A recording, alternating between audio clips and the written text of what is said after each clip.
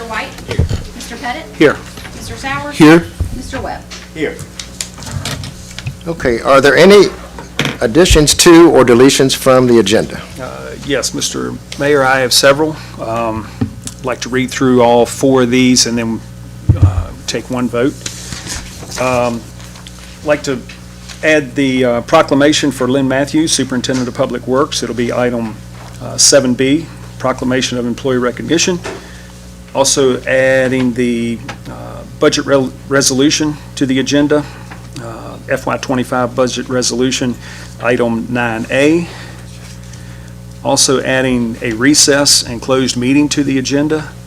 That will be item 11A for the recess, item 11B, closed meeting. And lastly, adding an action item for allocating funding for the VRT study. That'll be item 9G for the funding study.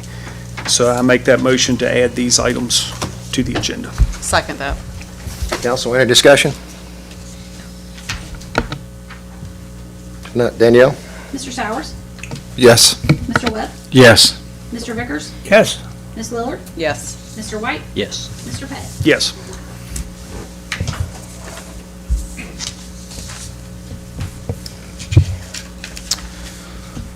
All right, general citizen comments with Regina Hillard.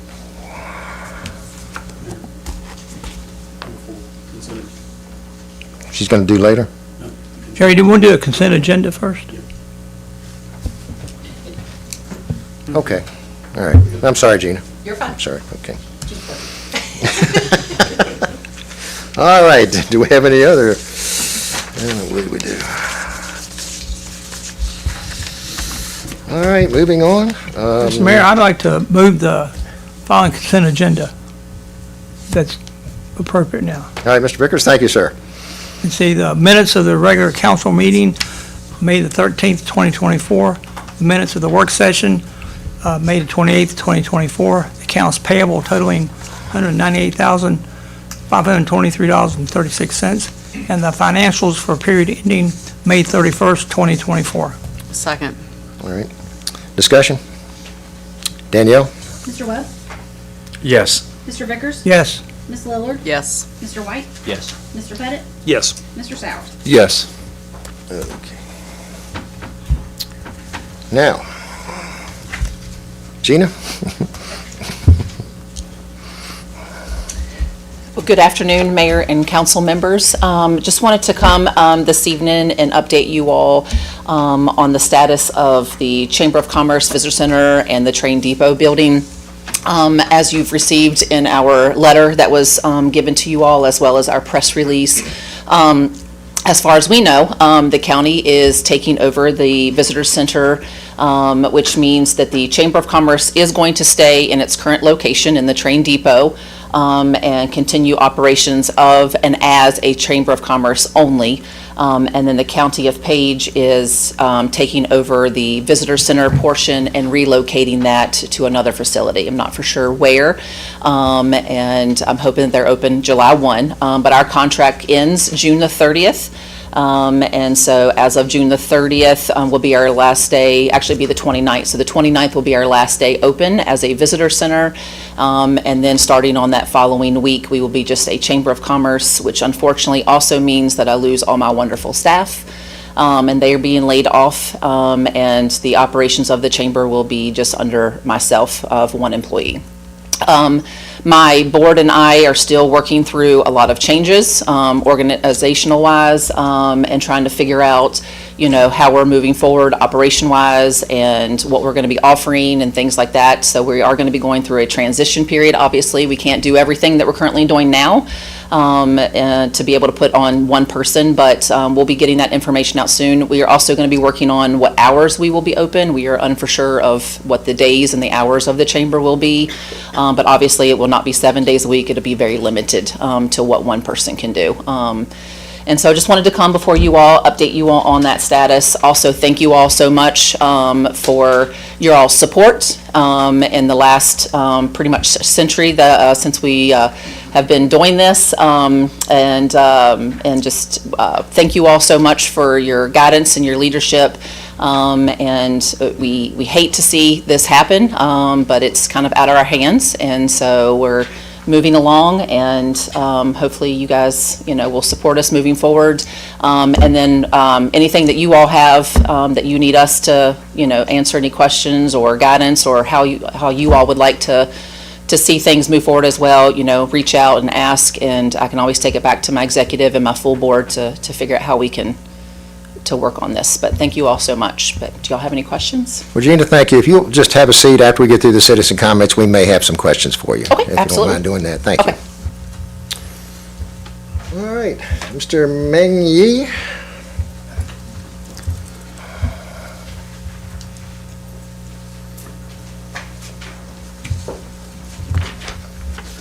Mr. Mayor, council member. I'm here to talk about my land. It flooded and moved in here in 1990. Didn't know about the flood in 1995. Army Corps engineer told us that there was no permit or file to reroute that creek. They said the creek used to become almost to the road routed. It's not a piece of land, it's a creek bed. Moving here over the house, and we got that house in 1993. Flood took it in September 6, 1996. And I routed the creek without our permission.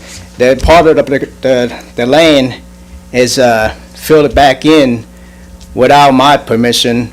And Freddie Mac is the federal government took over my mortgage. And they sent the assistant, came up here and take pictures of the house. And he came back and see me and said, Mr. Yee, where's the house at? I said, I don't know, maybe down D.C. somewhere. It's down the creek. It's gone. And it happened at 3 o'clock in the afternoon, and the houses got washed away. I was there. And if we were asleep, maybe 3 or 4 o'clock in the morning, we'd be all dead. My whole family be dead. And I just wanted to find out, you know, if land is used to be a creek bed, how would anybody reroute it and build houses there for not a safe place for anybody to live? And they also say it wouldn't flood in 100 years, and I didn't get no flood insurance, so I was out of that. And we were homeless for like a day till someone took us in, but I got a better place. And I just want to know, I don't want to keep paying taxes every year for 20-some years already and have to go there and cut the grass. If any way the town could take back the land, I would donate it back to them, but Freddie Mac's got the lien against my land. And I had a chance to sold it one time for $3,000, and the one lawyer, Mark, he works for the bank right now, I forgot his name, and he got some homework done. Freddie Mac got the lien against my land because I paid the land separately. All I want is just get rid of that land, you know, and be over with it. I don't need it, I don't want to deal with it, and I don't want to go there and cut grass, and I don't want to pay no taxes on it. I'm happy what I'm in, what I got right now, and I just want, you know, you folks to help me to settle this problem. You know, I don't want it anymore. You know, it's just a headache for me. And, you know, I had to go there, cut the grass every year, pay taxes. I just want to go on with my life. Where is it located at? It's Stony Brook Lane. When you go down the road and make that left turn, the railroad track, the first lot. And It's in behind Wallace when you yeah. go. It flooded First turn into Wallace. all the way to Wallace at one time. I didn't know anything about it in '85. And it did flood in '93 too and cut my land right in half. So every night I go to sleep 3 or 4 o'clock in the morning, I stay up and watch the back of the land. Make sure, you know, it doesn't reach my house. And that was horrible flood. I mean, nothing could stop it. Even the Corps engineer said only way to stop it, you had to make a steel law, you know, steel beam for the house to be safe. But thank goodness it happened in the afternoon, so me and my family is still alive. I just, you know. Well, Ming, thank you for coming tonight, and if you will have a seat in case we do have some questions for you. Yeah, and after we get through the next commenter. Thank you, Ming. Ms. Susan Corbett?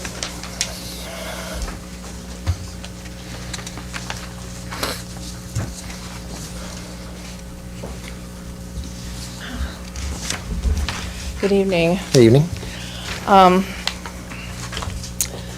Let me see if I can get my thoughts together here. I think y'all probably all know why I'm here. Actually, I am here to hear about the mural because, as you know, I bought 44 East Main Street.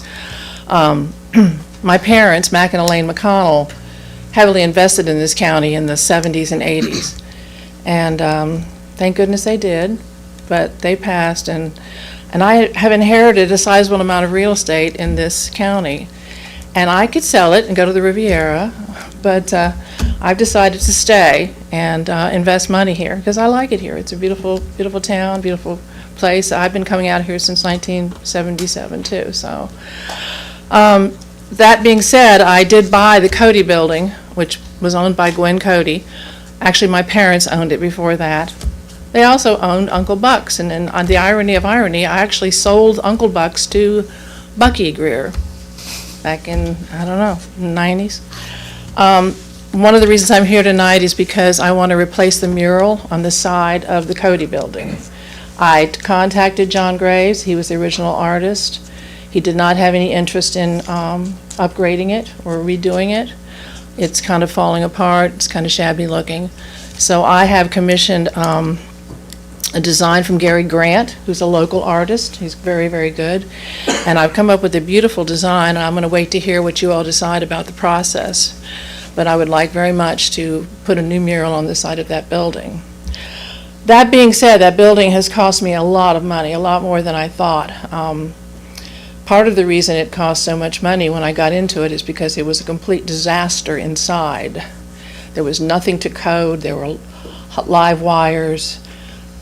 It was a mess. In fact, I had only planned on putting in one HVAC system. I ended up having to put two because when Jason Landis got up in the ceiling, turns out the unit that was in there had caught fire, unbeknownst to anybody. So the problem that I'm having right now is that Mr. Greer has a bunch of his junk on the back of my property, and he won't remove it.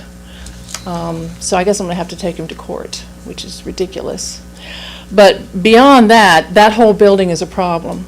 I'm sure that inside it is not code. If it's anything like what was inside the Cody building, because he did all that work himself, then it's a disaster waiting to happen.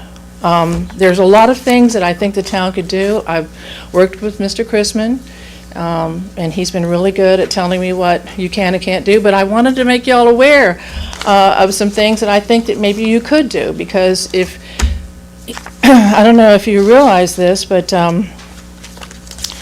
this is an 8-page summons that came to me about 8 months ago. All the people that have liens against Mr. Greer, including the town of Luray.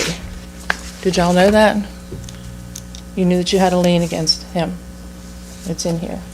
I noticed that he got a letter a year and a half ago about the water system, because he illegally tapped into the water system into 44 and did not, and as far as I know, that was never repaired, it was never done correctly.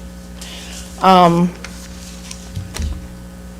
think that there's something the town could do to create, to say that's a derelict, an abandoned building.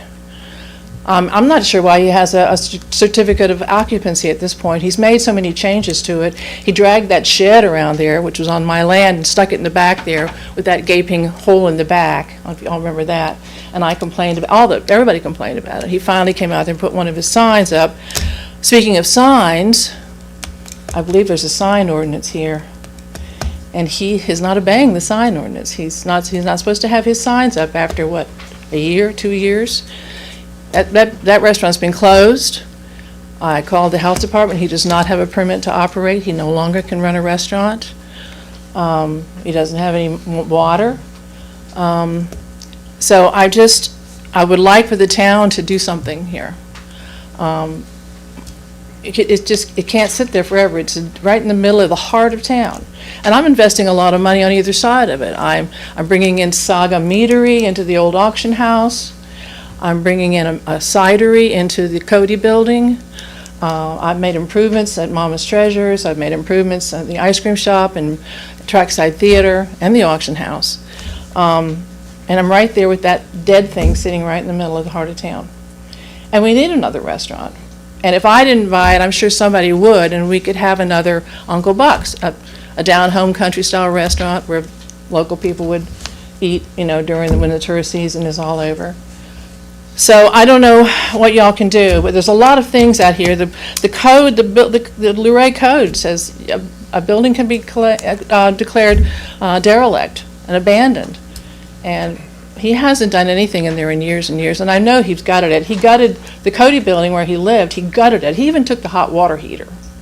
I mean, he gutted everything out of that building, so I'm sure the other side is almost as bad, and probably not up to code in any way. It doesn't connect through anymore? I mean... Well, those two buildings share a common wall, and he punched a hole through there, which I don't know if that was legal or not, but he did, because the Cody building was the bar. So he walled that up. He put some drywall up over that hole. That'll fix it. It really should have been bricked back up, but yes, now it's just drywall. So, but I know that his water is disconnected because I had to reconnect the water according to the new town plan. And I've done, like I said, all the improvements on draining it, and I've got HVAC systems, all new ductwork in there. Holy cow. Spending a lot of money on that building for it to sit there next to that derelict building. So I'm hoping y'all will consider taking some action. I think you have a lot of tools here that you could use. The first thing to do is get his sign down. I know he's a slippery guy. I know the guy. I know his father. It's hard to catch him. But you can only get away with stuff for so long. And it's time to do something about that downtown. So whatever you can do would be greatly appreciated by me. I mean, I guess he's going to make me go to court and pay more lawyer fees just so he can get his trash off of my backyard, because he won't do it. He won't get it. You just can't take it yourself and, Well, I could, but, then he'll just sue me in court. I doubt it. I mean, for taking his trash. It's not trash, it's defunct, he has 3 HVAC systems back there. If they're defunct, it'd be trash to me. I mean, Well, I you know wouldn't what, hesitate. everybody tells me that, but I thought about, and I had my lawyer, David Reed, draw up a contract with him to say, if you'll do this, I'll do this, because there's something I have that he wants. So I was going to say, I'll do this if you do that. Well, he won't come in and sign the contract. After we spent all this money drawing up this contract to, quid pro quo, now he won't come in and sign it. So the last text message I got from him was, I'll see you in court. So, anyway. Well, thank you, Ms. Corbett. Anything you can do We to will move this discuss it, along. if you'll stay a few more moments in case any of the council I want has to hear about the mural, has because I questions. really Well, want to go forward with the mural project. I think we're still in the process on that, aren't we? Still working? Okay, all right, Jeff, you want to stay for that? I will. Thank you. Anybody else want to make a comment during public comment period? Council, you have any questions for Gina or Ming or Susan? Mayor, I have a couple. Sure, go ahead. Gina, has the strategic plan for the Chamber of Commerce, has that been completed, and is it made public? Is it available to be We haven't reviewed? officially, we kind of did a pre-launch at our annual banquet. So we do have a strategic plan, a new logo, new mission, vision, core values, but it hasn't been put out in a press release. We kind of gave the ones that attended the annual banquet kind of a pre-look into it. But we're working on all the graphics and all of that to update it and send it out. So we're hoping mid-July we will have that officially out. But yes, it is kind of finished. We just got to tweak it a little bit. Okay, forgive me, I was traveling and was unable to make the banquet. I think it would be interesting to see that, and I can't speak for the rest of the council, but we would be supportive in reviewing that and trying to understand how we could be an advocate and provide support through the new formed operation, if you will. And with Ms. Corbett, my question, have you engaged with the building official regarding the concerns that you've observed now that you've had access to the building? Mr. Campbell has been in there extensively, and he was appalled at the condition of the 44, and we all agreed that if his Uncle Buck's side was like what I had, it was a danger to the town. He could burn it on fire. Sure. So I ask because the building officials who has the authority on, as it relates to the USBC, not the town, which is why, that's where I would start. It's hard to make a judgment on a building when you can't get in it. Right, I understand. That's why I suggested that you could revoke or suspend the certificate of occupancy and make him go through that process again, because then you wouldn't be able to get in there. The certificate of occupancy, though, is issued by the building official, not by the town. Is that correct? That's Yeah, my that'd be a building yes. official, and Yes. I guess he could require it again for a new occupant. I'm not really totally sure, but, It can be suspended if changes have been made, and significant changes have been made. It's no longer a restaurant. And he actually lived in there for a while. He got booted out of there, but he was living in there. in the restaurant side? Yes, sir. He was living in there with his child and his wife. All right, council, anybody else questions for any of the three that spoke?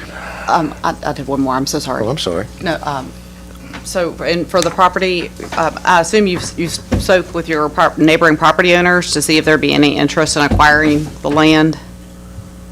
Mr. Greer? I just wanna, if a town could take it back, whatever, I would, my problem is if Freddie Mac's got the lien against my land where I paid it separately, who's responsible for it? I'm paying taxes. Why he ain't paying taxes? Why I'm paying taxes? And what I don't understand, why I'm over there cutting the grass if he got the lien against my land?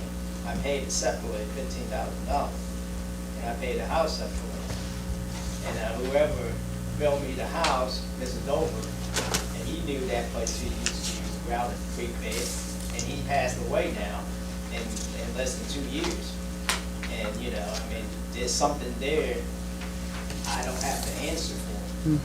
like I said, me and my family could have been dead at 3, 4 o'clock in the morning. It happened at nighttime, but it happened in the afternoon, 3 o'clock. My house left the foundation. And it's no solid foundation there. You know, this is put it rocks and gravel and sand, but the truck came in there and rerouted the creek bed, and people down the street living in the neighborhood saw that. You know, I don't, somebody had to prove it in the town of Luray or Harrisonburg. I don't know. I don't know what's going on. And I don't want to pay any more taxes over there. I don't want to go cut the grass there. So if y'all could help me out and do something for me, then I would, appreciate everything y'all do. I love this town. I've been living here for almost 30 years, and I think to Stephanie's question, before getting to the point of, the town, I guess what she's getting at is, have you inquired with other property owners around there if they'd be interested? I don't know who has that, I guess that lot number 9 would be the one beside there, and then lot number 8 has an occupancy, so I guess, have you posed it to them to see if they're interested in this parcel, or? what do you mean, interest in buying the land? Yes. Why, I had somebody want to buy my land at one time, and Mark Weed, he was a lawyer. Like I said, he done the homework, and Freddie Mac got the lien against my land. I can't sell it, but he got the lien against my land. I can't fight him. He's a federal government, for the mortgage. And I have to go to a bankruptcy lawyer right about all my debt, and he still want me to pay the mortgage there, If my house not there, who in the right mind's gonna pay the mortgage and the house ain't there, So I had to do my part, and no one's gonna buy. I wouldn't wanna sell it to anybody, to anybody could build a house there. Wasn't in the right mind, anybody want to build a house there, could be another flood again. I don't want that responsibility and sell it to somebody and another flood comes in and would kill the whole family, whatever. I'm just fortunate to be alive. It happened at 3 o'clock in the afternoon. I'd just like to just give them the land. You can take it. I'm going to give it away. So, but you said there's a lien against it right now? Yeah. So you can't really, 20-some years now, I ain't heard nothing. okay, so, but you still own it, so they haven't foreclosed on it or anything? Yeah. So whoever buys it has to satisfy the lien? Right. Okay, do you know how much that lien is? Okay. Ain't worth maybe that land probably worth $2,000. That ain't. And that's the worth issue. nothing. The lane wouldn't bring enough to satisfy the lien is the issue. He's going to be upside down because it's not buildable. All right, any other questions for Ming? Ming, this is obviously a very complex situation. We will have to, we'll address it at our next work session, but we thank you for being here. Y'all Um, doing a fine job, and thank you. Yeah, this would be something I'd want to, have you and Brian just talk about further to see, because there's a lot of details that are kind of at play here that I think are important. I do have a couple other questions / statements in regards to the commenters. Go ahead. For Ms. Corbett, what I'm hearing up here is that a couple of those concerns are building official authorities, but as far as what you said about the vacant and derelict ordinance, I mean, that is a tool that the town has, and if we haven't examined that route, I think we ought to see if that building satisfies some of those criteria, because if it satisfies a certain number of those criteria, there are some tools that we have. So I think that's worth looking at if we haven't already looked at it, and I'll defer to Brian because I know he's been coordinating with you. For Gina, my concern really is that this is the place that is the landing, kind of the landing pad that's on so many materials that are out there. Now, when you say hours we could be open, do you mean hours that you'll be physically present there doing your work, but somebody could, in theory, come in the door, pick up a pamphlet, and walk down the hall to see the train museum? Or are you saying hours you'd be there, but it still wouldn't be publicly accessible? What does that mean? That's the things that we're still exploring. Okay. Because to your first point, if I do have the door open and I'm there and I have office hours working, as you all know, the signage is still pointing our way, the marketing is still pointing our way. So until the visitors understand the transition in the new location, I'm sure we're still gonna get bombarded. And so that's gonna pull me away from doing chamber work as a single employee to come out there and help visitors if I have it open, even as a chamber. On the other hand, we are still exploring if there will even be chamber hours, because then if I'm set to say I'm open, you know, Monday through Thursday, 9 to 3, well, then that means I can't do any meetings between 9 and 3 or, you know, have any events, you know, networking things that we do, because I'm obviously not going to leave the building open unattended without someone being there. And that would probably affect the availability of that conference room for local groups as well, So per our because of guidelines. what's happening, and us not having, you know, any money in our budget to have a part-time person to keep at least the front open. We have enough in our budget to have one person. That poses, you know, difficulties with keeping it open, with hours and things that were, so yes, it will affect the building being open in general for people to get literature, as well as see the train museum, the public restrooms, and then with the change of the boardroom that was just recently done as well. If I'm not open or there, I'm not going to be able to potentially book it, so people can't have access to it. So yes. I know you're figuring out a lot of those details, but I just wonder if, you know, if you said Friday, Saturday, and try to leverage volunteers somehow. I mean, I tell you, I'd give you a Saturday a month, you know, to make it so people can go in there, because I think the museum's wonderful. No, I'm just kidding. Oh, for real. I mean, seriously, like, and if we think about our biggest impact days, that's probably Friday, Saturday, maybe Thursday, Friday, Saturday, maybe Friday, Saturday, Sunday, I don't know. But there might be some willing people, because I mean, I'd at least sit in there one Saturday morning a month, and Well, so we people did could see put the out in our museum. last newsletter asking for volunteers for those things, and I had one response with somebody that would be willing to come and volunteer. And so. Well, that makes is two. a That makes two. possibility. That we definitely could go that route if people are wanting to. I mean, obviously, you know, you guys were top of mind as well with, you know, along with our organization, trying to figure out what was the best move forward for, you know, all parties involved. And just the proposal that we received, we just didn't think it was beneficial to benefit our organization moving forward. But it has posed, obviously, some things that we've got to work out and figure out, which unfortunately leaves the building, you know, not vacant, we're there, but just not open on a regular basis, like it was intended for years ago, to be open as a visitor center 7 days a week. Because I don't think I'm stepping out on a limb to say that everybody would probably feel, you know, just the general disappointment at people not being able to get in that beautiful building and access that museum and enjoy this thing that was always intended for people to enjoy. So. Right.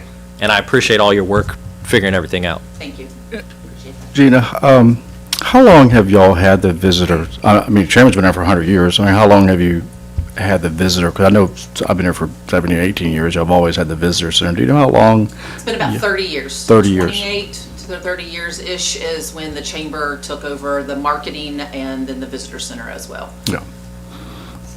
I mean, it's going, I mean, I've never heard anything but good things about how y'all operate it. I mean, anybody goes in town meets Clancy first thing. I mean, that's pretty awesome. And all your staff. So I know I've talked to you. I don't understand this. So it seems like in less than a month, the county's going to have a new visitor center, but we don't know where. And they got to have new staff that they don't know who that is. No, they just put out their application or their advertisement to hire last Friday. So they just started the hiring process for people to apply. To fix something that doesn't seem like, to me at least, was anything wrong with it. It's So not broken, excuse me for interrupting, but I've worked with Gina for quite a long time.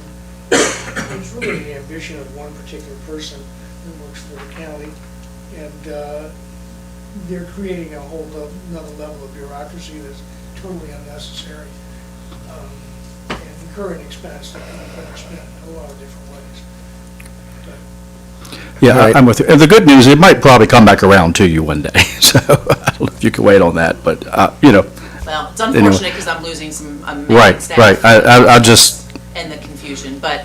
Right. I know it's been stressful for you, and I'm sure everybody down there. It just doesn't make any sense to me. I can't figure it out. But you know, there've been ideas over the years that really didn't make sense to me. But this is probably up there with the very top of them. So anyway, sorry about that. But we'll support you. I think everyone I've talked to, you know, Okay, well, seems- I'm sorry. Lee. Yeah, so anyway, that's all I have to say, thank you.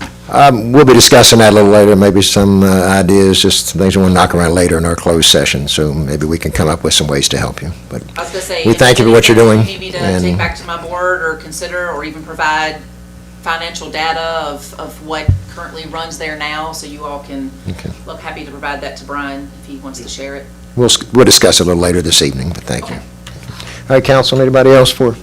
I just have a quick question for Jason. In Virginia, any new use or even a change within the current use in a commercial building requires a new certificate of occupancy, doesn't it? Or am I wrong on that? I do not know the answer to that. Okay. Off the top of my head. I apologize. Okay. For a change of use.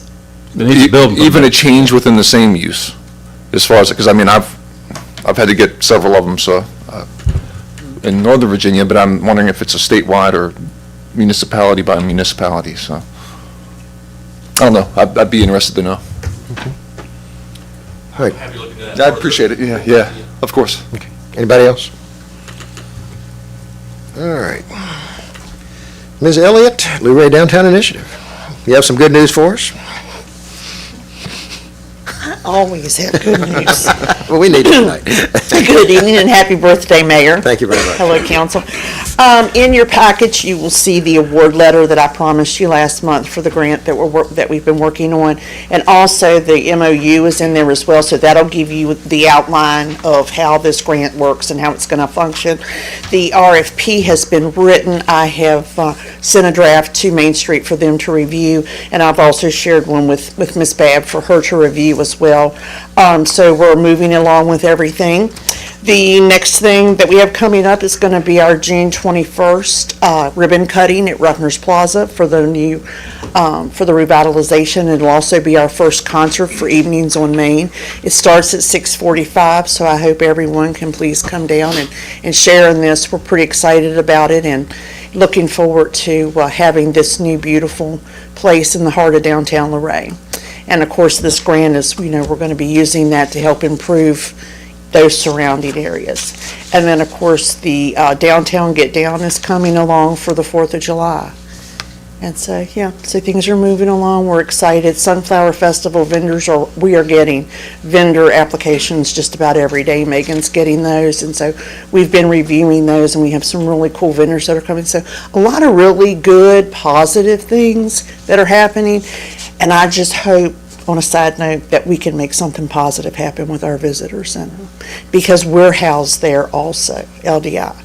And, and it is going to affect our stakeholders downtown as well. So I hope that we can come to a resolution.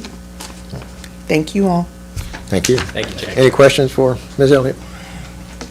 Well, I haven't asked for a while. Any updates on the Browns Theater building or on the Beside Alley Cat? Yes, Opening Porch day. and Vine are getting closer. They're shooting for around an August, September is kind of what but they're getting closer. I mean, if I can get with you, I'll get you a tour, because it's going to be gorgeous when it's completed. I mean, they've got all the painting done. They've gotten in their equipment, their kitchen equipment, their floors. They just had the floors were just being redone. So they're definitely making progress. And they're kind of shooting for that end of summer thing. So, yeah. And with Susan bringing, with the Cidery coming into the Cody building and Saga coming into the auction house, we've got some really good things happening on our Main Street.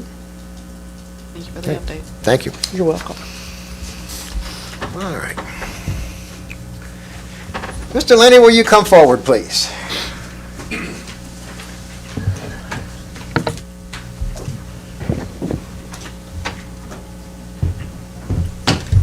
Stay over here. We have a resolution for you. All right, Lynn D. Matthews, Superintendent of Public Works, recognition for 45 years of service to the town of Luray. Awesome. It is a long time.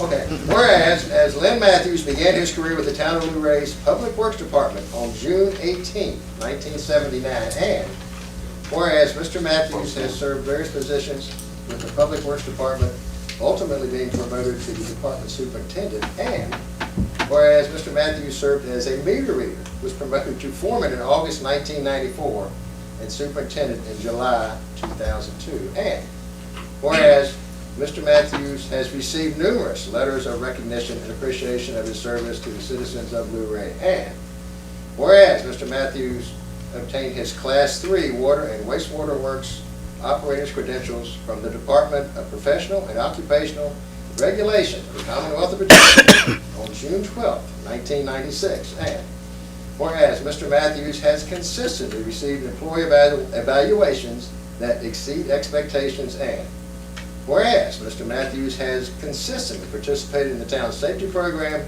and training opportunities and promotes a safe work environment. And whereas Mr. Matthews has and continues to serve as a working supervisor, displays excellent character, and promotes a style of leadership that is distinguished by his own work ethic. And whereas Mr. Matthews will achieve 45 years of service to the town of Luray on June 18, 2024. Now therefore be it resolved that the mayor and members of town council of the town of Luray hereby express our sincere appreciation and gratitude for Mr. Lynn D. Matthews' dedication and commitment to the town of Luray for 45 years, and congratulate him on this accomplishment. Congratulations, Lenny.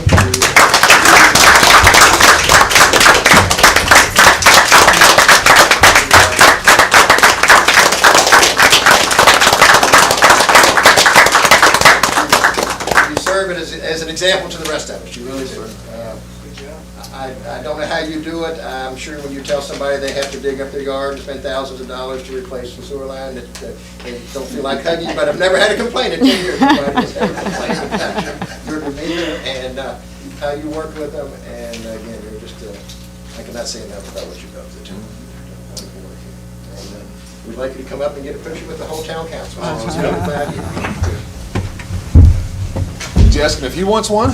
That'd be good. I'll go again. It's got to be the longest tenure employee of the town. Oh, my goodness. Jacket off, so it don't look like he's Well, kind of pull in, yeah. Yeah. Let's see, Lenny, you want to go a part of it there? Squeeze in just a little bit more. Act like you like each other. All right, ready? 1, 2, 3. Got it. And thank you again. This was Richard. yeah. Thank you so much. Let's take the rest of the week off.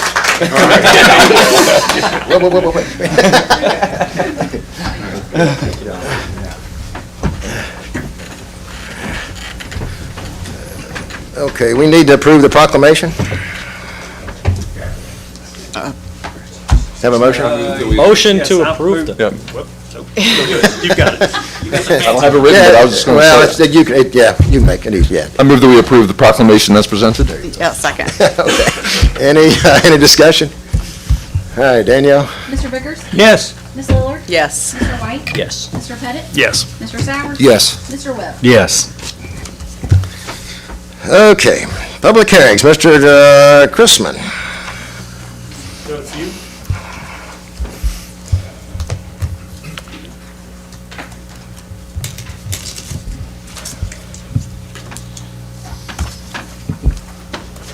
Want me to go ahead, or you want to do it? I'll go ahead if you Okay. want to here. Yeah. First public hearing, item 8A, special use permit 24-003, 135 Baker Drive. The applicant is Mr. Luray / Virginia Getaways LLC as a business. Town council's request to conduct a public hearing to receive citizen input, and consider request for special use permit to operate a lodging house at 135 Baker Drive. Tax map is listed in the plan neighborhood development. There are some additional conditions that are listed at the bottom, and as of yet, we have one email issue that I think all of you received yesterday or over the weekend, but that individual did not list that for public comment. And outside of that, I have received no other individual specific comments about this specific special use permit. Okay, let's go ahead and open the public hearing on special use permit 24-003. Anyone here tonight want to speak on that? And Brian, we've heard nothing other than the email I think all of us received. That's correct. Okay, all right. Anyone else want to speak? Okay, I'll close the public hearing. Council, your pleasure. Well, I do this every time, and I apologize. I know we've worked over the particular issue of short-term rentals many different times, and it's obviously, I don't think it's the genesis of all the problems in our housing market. I think we all agree that. I also don't think that it's something that we can just, it's not a non-factor either. But in this particular case, I don't even think we have to think about all those factors. We can just think about the specifics, and in reading what Mrs. Marzelli sent us, I think it's concerning to think that a person that chose to be a long-term resident of Luray, a person who is a teacher, could come here and live in a neighborhood that is, they're kind of looking down to the left and looking down to the right, and they're feeling like they're in a neighborhood of absentee short-term rental owners and grass getting the doorknobs and things like that. And I can't speak to the veracity of those claims, but I can speak to the fact that, like a resident, we have a responsibility to her that we'd have to any resident, even if she is a new one. And I think she's bringing a real concern. The corollary would be the concern about the HOA, which I brought up a couple meetings ago. When we made a lot of these early approvals, we made it under the impression that, well, the HOA, which represents the owners, they said, we're going to have these things, and by golly, if the HOA is going to do it, we're going to be cool with them doing it. But finding out that it's in fact the case that the HOA has still not been, devolved, I don't know the right lawyer term, to the people that live there, that's concerning me, because the HOA tends to represent itself as a representative body, and doesn't seem to be how it's functioning, and I feel like we made a lot of our early choices based on that impression. So I'm going to continue with my record that I'm working towards on no votes, and I'll have 5 of those tonight. I've got to say, too, that I've been on the fence over the last 2 that have come through, and which were not part of this, actually, in neighborhoods within town. And I know that as a council over the last couple of years, we've discussed or shared the thought as far as, well, the market will sort of take care of this. If we get too many, it'll stop happening. But then I also feel like, as far as me personally, that I'm really not stepping up to the plate and making decisions that I need to be making instead of just waiting for the market to make a decision, as far as whether we're oversaturated or not with short-term rentals. But my concern too is as I look through all of these applications that are coming up tonight, and I look at the parking, and really got thinking about the majority of the units out there have 2 parking spaces. Some of the inn units have more, but the overflow parking that's built into that development is just to absorb a few extra cars per resident. And I tend to think of the permanent resident out there that has a birthday party, kid turns 5 or something, and they've got family coming from out of town and everything else, might be 5 or 6 cars coming in for that party, and they live there, yet the short-term rental cars and traffic, for a 3-bedroom home, you could easily have 4 cars show up that night if people are traveling, independent, that meet up at a place to stay the weekend. So I think that impact that it's starting to have on the residents that live there, I do believe it's a concern. Plus, I've had several citizens just over the past month expressing their concern as a whole, not just with this area, with the Baker Development area out there, Luray Landing, but town in general. But I'm agreeing with you, Alex. I'm leaning that direction now with what I'm hearing back from our locals, which is a concern. And I want to add one thing that I forgot earlier. Sorry. And this is just a general process objection. Again, it doesn't require you to have a particular view on short-term rentals. When you're talking about a special use permit process, I envision like 3 or 4 over the course of a couple of years that represent unique circumstances. I think when you're getting into the dozens of special use permits for a specific use, I think that represents a policy-making failure, because we should just have the rules. If we want them rubber stamped in certain places, then that's called by right. If we don't want them in certain places, that's called not permitted. So I think we gotta move beyond the special use permit, because when that conversation comes up, the thing I always hear is, well, we approved all the other ones, we gotta approve this one.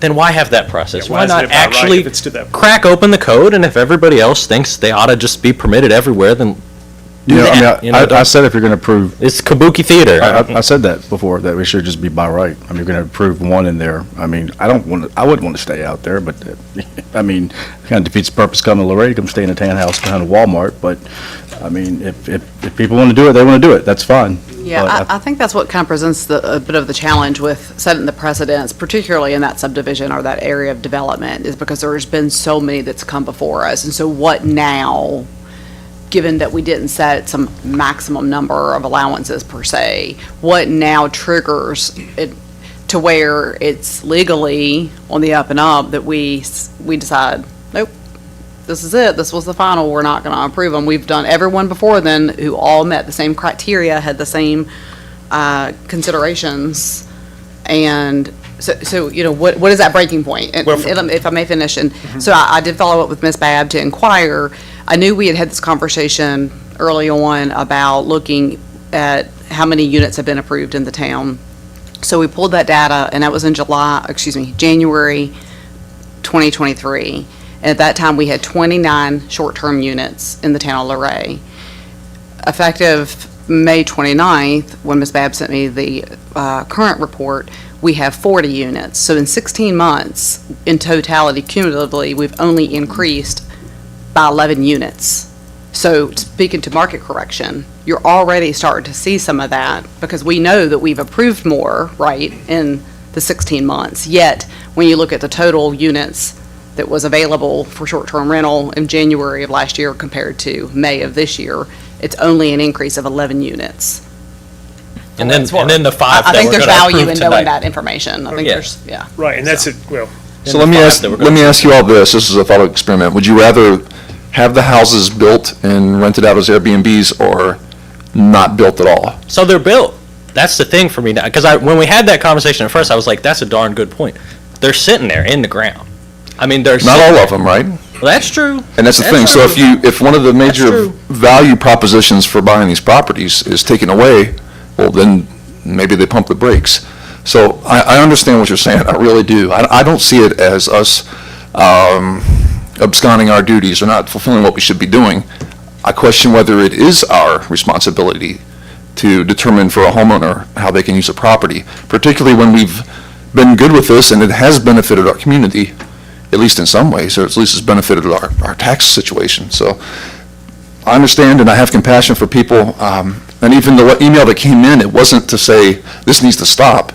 It was to, here's some solutions you all should do, without getting into the details out of respect for the sender. But even then, it wasn't to say, stop it. It was, hey, if you're gonna have these, make sure they're doing it the right way. Yeah.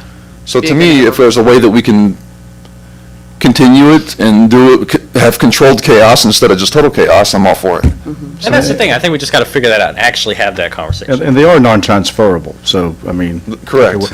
And, I mean, and I was going to say 40, so I'm happy you actually, because I remember that number, but I'm happy you looked it up. I mean, it's 2,200 housing units in town of Luray, less than 2% are some kind of a short-term rental. And of course, you have your hotels and your inns, so, yeah, I'm a little surprised that this is catching on out there, and it seems to be a thing, and they're selling the houses. I think that's good, that it's moving, and obviously, these out-of-town folks are interested in it. I wish they were being bought by local folks, but I think considering it's still a small fraction of our housing stock, it's not the only reason why maybe there's housing. So just because we've done it in the past, and I'd advocate to moving it to by right, just having them follow Brian, say, hey, look, here are the rules you got to follow. But then again, the only thing about that is then it would be transferable. I kind of like the fact that we can sort of like, when those. The Commission's going to be issuing a recommendation, they're going to be passing a vote on Wednesday night about lodging house, the ordinances and definitions, suggestions that they have for modifying or changing the existing definition, process, what constitutes 519, Chapter 519, and et cetera. So they'll be voting on that Wednesday night, and then they'll be coming to you folks at your July meeting. So there are some good points in there that they brought up, and then some other aspects that you're talking about tonight. So not that does anything for the ones that are already in the pipeline, but for looking forward, they have some good, I think, some feedback. They've been working on it for a while, so I'll definitely share that with you folks, after Wednesday night, obviously. I remember sitting back in here like in the, 2008 with Clifton Campbell and a few others. We were talking about short-term rentals, and back then it was only inns, the bed and breakfast. We didn't know what Airbnb was, but so we've been talking about it for a long time, but now with the platforms and smartphones, it's totally changed, obviously. But we probably would never imagine, but again, I still think it's still such a small portion of the housing that it's concerning, but it's not, for me, it wouldn't be something to vote against it at this point. So you said it's 2,200 units or homes? So about 2,200 homes. That's counting apartments. We have 40. 40. I mean, that's, if we had 400, but 40. 1.8%, something It's like that, 1.9%. Right. And I'm not advocating a position that this is Right. the genesis of a problem. Quite the opposite. I've actually gotten a lot of positive feedback on the fact that we doubled the TOT rate and are getting a little more of a direct fiscal benefit to the town. I've heard that from people. So I guess what I'm saying is I've not at one point have I felt like we've had a process where we stepped back, said exactly how we wanted to do it, and did so in a controlled, organized way. That's my thing. And then on the, incentivizing the units to get built, I think I take that point well, but also the developer has made the determination that they want to not have short-term rentals in the single-family homes and the villas they're going to put in. So some type of home is marketable out there without being a short-term rental investment property. So it's such a strange thing for me, but I know I've been a broken record on it. So. And I'll add one more thing. We've passed a lot of these. I don't think they make a big difference in the grand scheme of things. But the message of a lot of the actual discussion that we do around housing is approving these and not saying, hey, what parts of our zoning code could we change to create more housing affordability in the town of Luray? How can we get the government out of the way of housing affordability? And that's a conversation we could definitely have around zoning. And I think that's a weird message because we talk so much about these and we haven't gotten that chance to crack it open yet. But that will come with the comprehensive plan. And we did do ADUs, which I thought was a great step. So we got a chance to get it right, but I want us to have those conversations. And I will shut up now. All right, council, anybody else? Well, I'm thinking that with the five that's before us tonight, I can't, in any good conscience, say we can't approve those, since we've done so many before that. Nothing has changed, and these homeowners had the same situation people before them had. It just seems like you're pulling the rug out from underneath them. That doesn't seem fair to me. Only thing I've got to say in response to that is I haven't had citizens complain to me over the last 3 years like what I've had in the last 2 to 3 months.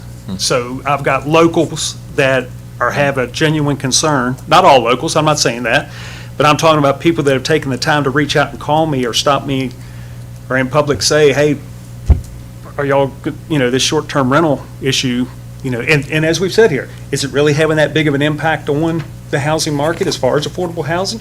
Maybe it is, maybe it isn't. But the locals are feeling that way, at least I think some of them are. you hit the nail on the and head, feeling that way. So there's like perception versus reality. And I think the onus is on us as elected officials to make sure that we're educated and can, again, educate our constituency but- as to what the reality is, looking at the facts and the data.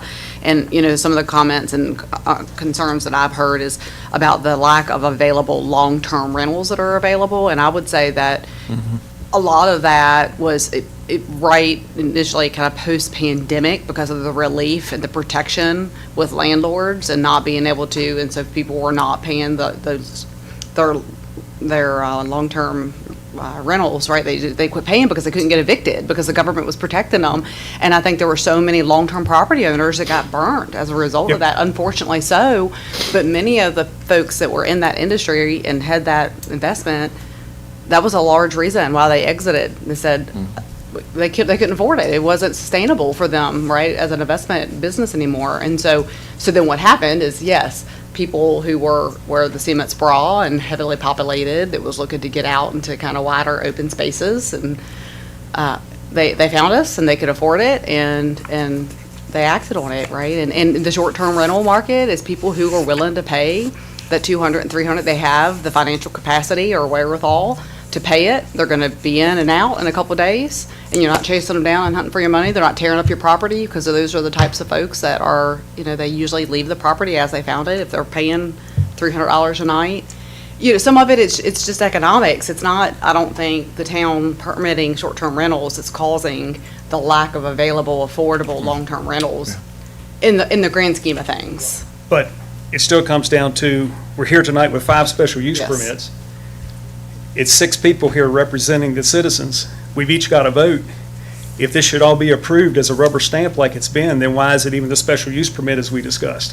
Why isn't this just a by right, short-term Well, I rentals think in it goes Luray? back to the And transfer I of don't think it should security. be, Yeah. but I do say that, yes, I've got a different view than what I've had over the last couple of years, and it's dealing with the volume of it, just as we're here tonight, and something we never discuss is, I've never heard anyone here discuss it, what impact is this also having on our hotels and our lodging that, would say 40 in town, okay, if they're all 3-bedroom, and they've all got double beds, all right, how many people are sleeping there that are not in the Memsland or in the Cardinal Inn or these other businesses that's what they do?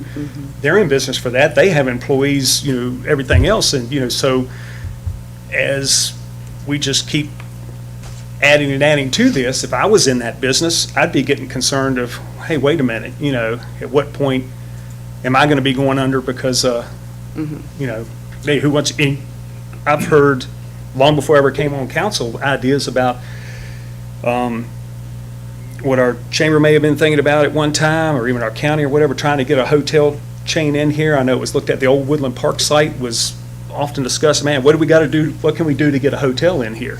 Something that has some conference type space as well as rooms and everything else. Well, if I was a hotel owner or investor and I was seeing a town that is heading to Airbnbs by the dozens, I probably wouldn't invest there, not knowing, what to, even though it is a tourist town. If I'm going to spend that kind of money in a hotel, or currently own one, I'd want what I could get. But anyway, just my opinion. I'm going to break my word.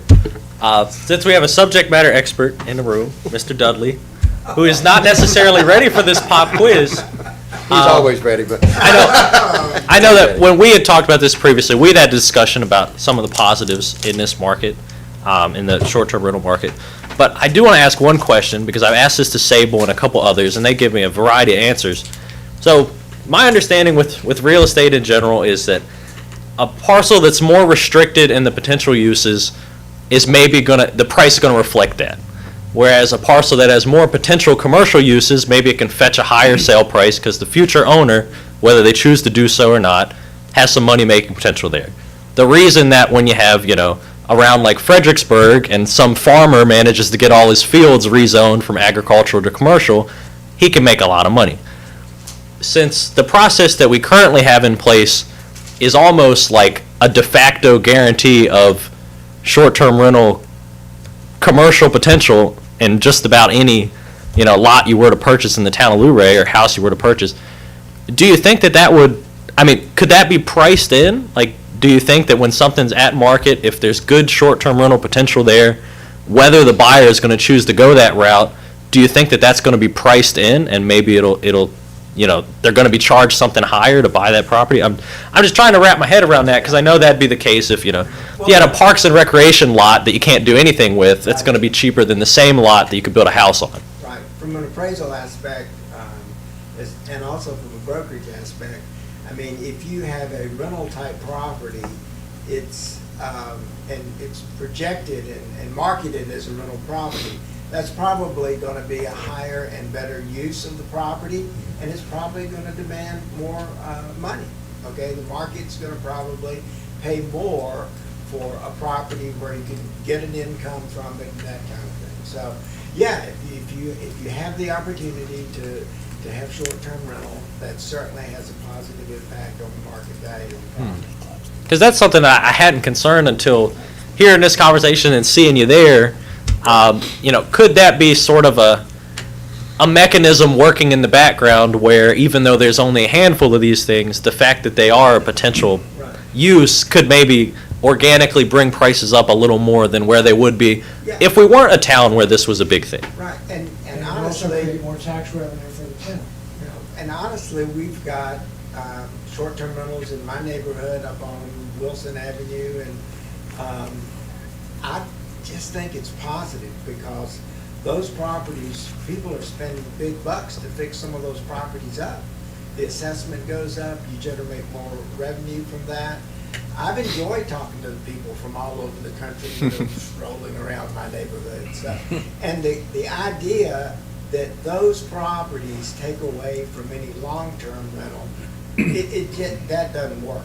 Because the investor's not gonna put the kind of money in those properties that are gonna generate $500, $600, $700 a month that they are in $200 and $300 a night. Right. You know, so, I don't have any problem with them, I really don't, and I think someone said, the market is gonna determine the success of these things, you know, so, Well, I appreciate that. and the visitors are patroning our Main Street businesses. I mean, seasonality has always been a challenge. You know, coming from my former position where I was tasked with economic development at the county level, who everyone either wanted Wrangler or they didn't, right? And so what is that in between? And it's, let's foster entrepreneurship and small business development, but then the argument is the wage isn't there. It's not going to provide a sustainable wage, even at a lower cost of living in our community, because of the seasonality of the small businesses on our Main Street, to include restaurants. Everybody wants more options with restaurants. There is very little seasonality. Listen, in February, we're driving up and down Luray Main Street, and it's like, I've never seen before. It's crazy, both sides of the roads. And a comment on Facebook recently was made about there was 30 people, average estimate, in a restaurant, of which there was maybe 2 familiar faces in the crowd. And I think the sentiment behind it was concerning because it was more locals should be patroning and supporting the businesses. And the argument being, but the prices is priced to the tourism because you're paying $15 for a sandwich. And Jason, I think that you would support kind of my take on this when I read it was like, I don't think that so much is fair because the cost of goods, we're all feeling it at their grocery store. It's going up. They have to price it.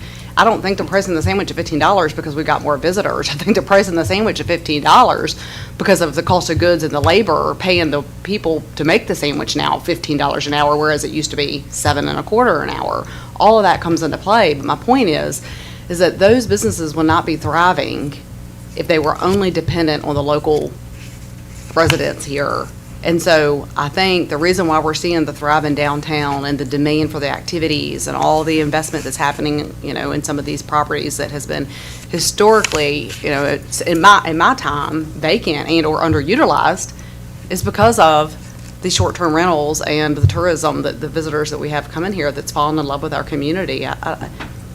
It takes me a little longer to get from the east side to the west side. Yes, it does. But at the end of the day, it's generating revenue and it's helping our small businesses. I don't think it's a bad thing. I agree with Mr. Dudley. Well said. and the parking thing, you can talk about the parking thing. I think if we in the town have parking problems, I think it's great. That's a good indicator that good things are going on.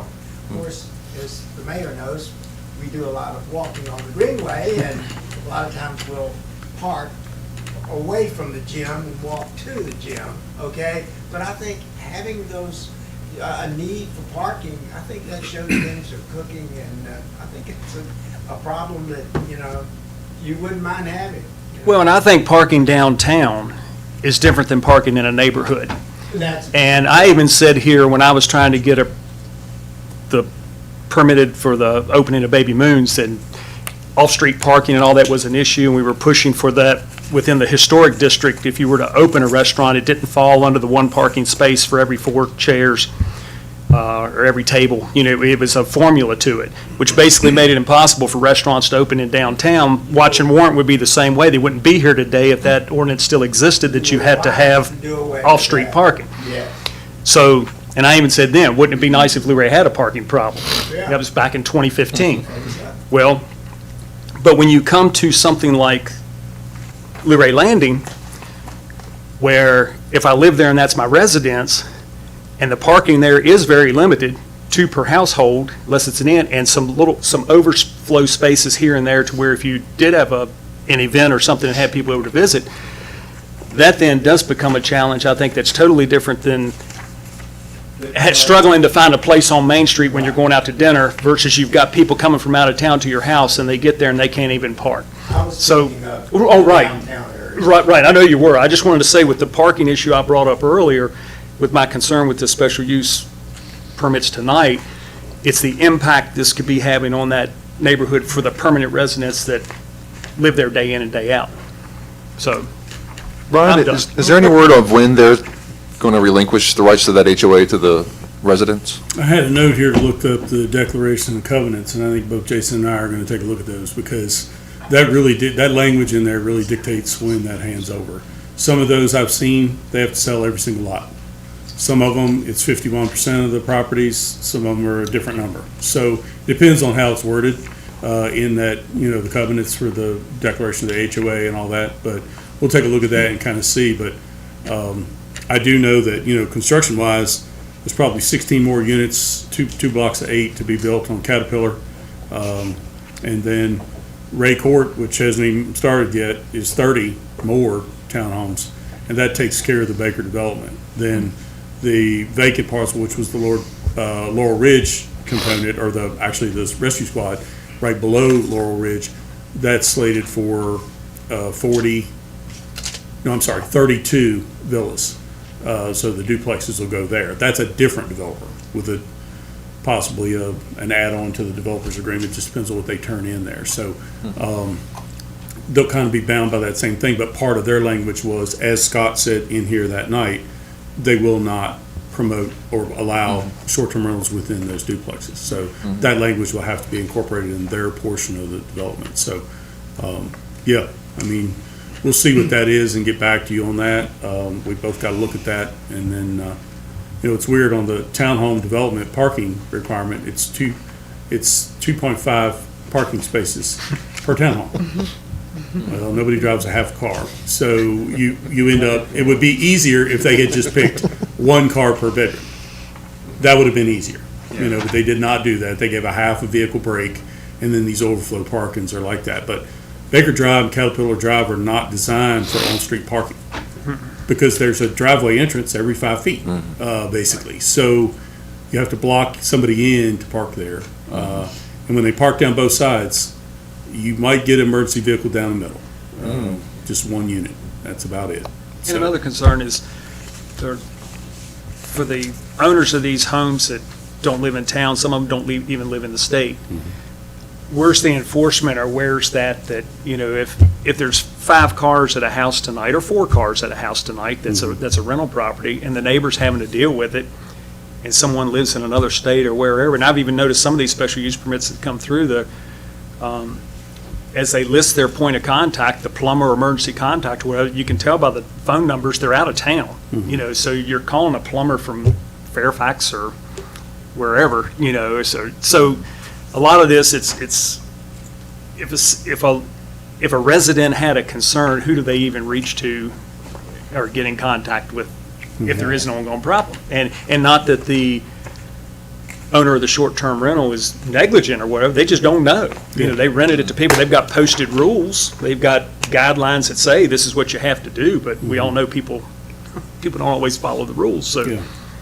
It would have been probably easier before, when we took Baker in, and or when we took Caterpillar or College and Allison in, if we had listed right then and posted on no on-street parking, no parking this side of the street on both ends, because we knew the street designs were narrower, and we should have just said it right then and posted them as such. Instead of painting all that curb yellow, we could just put a sign on each end of the street, and said no parking this side of the street.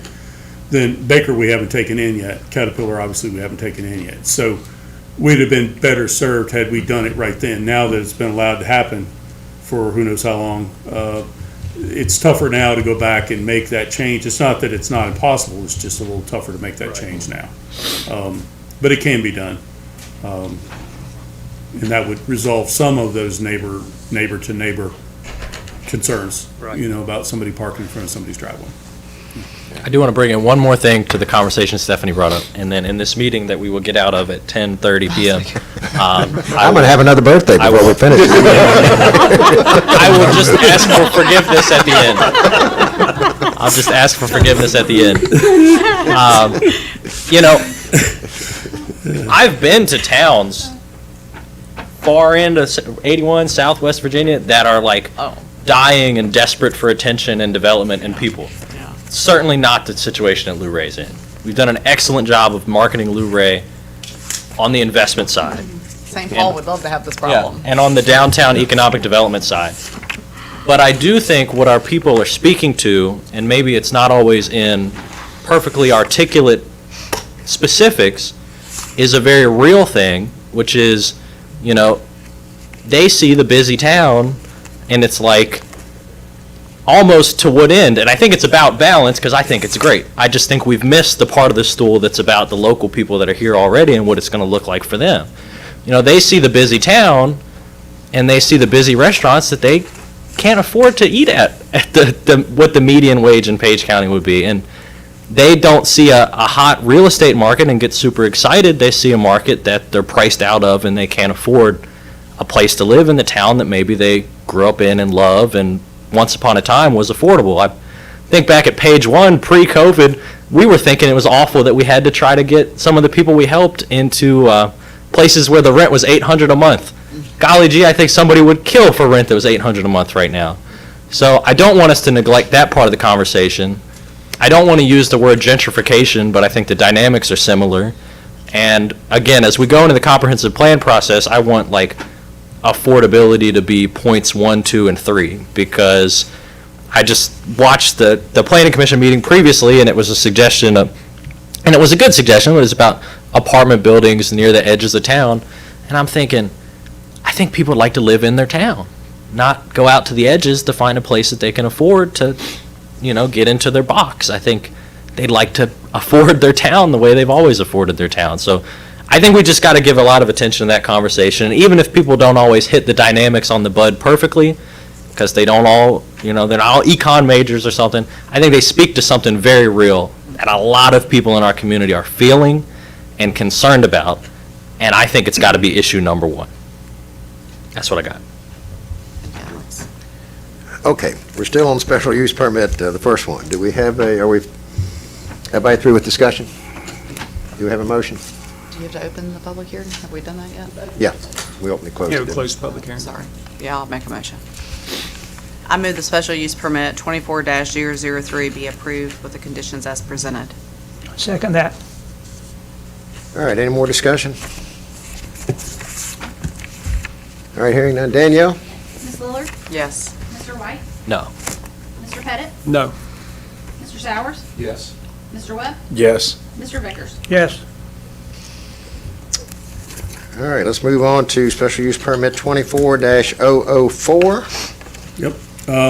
So this application for a special use permit and the next one, this one is owned by Mr. Pasapolidi, the next one is owned by Mr. Manda. They have a common sublet agent, Elijah Gold, who is developing both of these properties for hearing impaired travelers. And so they will be operated in conjunction, they're side by side on Baker Drive, and they'll be operated in conjunction with amenities that are designed for hearing impaired individuals. So anyhow, SUP 24-004, 250 Baker Drive. Council's request to conduct a public hearing, receive citizen input, and consider a request for special use permit to operate a lodging house at 250 Baker Drive. In the planned neighborhood development, specifications are shown. One thing that Mr. Gold did under item number 4 is that there's a letter in the packet where he specifically is going to restrict the number of vehicles at his rentals to 2 vehicles that can both be parked on the property. He understands the concern about neighborhood parking and overflow parking, and so he voluntarily issued a statement indicating that he's going to put that in his rental agreements for all of his guests. So that was following condition number 4 there at the bottom of the page. And he has the same conditions on 5, or? Yes, the next one, 005, has the exact same conditions. Okay. All right. Yep. All right, let's go ahead and open the public hearing on special use permit 24-004. Anyone here want to speak on that? And we got anything, Brian? No. No. Other than that, All right. I don't have anything on any of the 5 other than the email that we received over the weekend. Okay, all right. All right, hearing none, I'll close the public hearing. Council, discussion?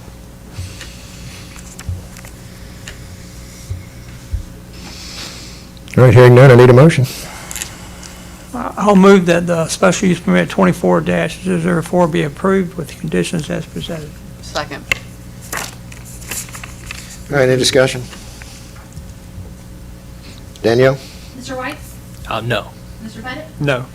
Mr. Sowers? Yes. Mr. Webb? Yes. Mr. Vickers? Yes. Ms. Lillard? Yes. All right, special use permit 24-005. 254 Baker Drive, Mr. Manda owns the property, Mr. Gold is the developing agent.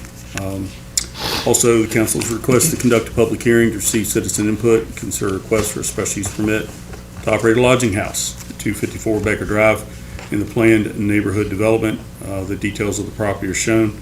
The definition is the same, and all four conditions that are recommended are the same. And of course, on each of these, I put the planning commission's review and their vote there. All of these were 5-1 recommended for approval.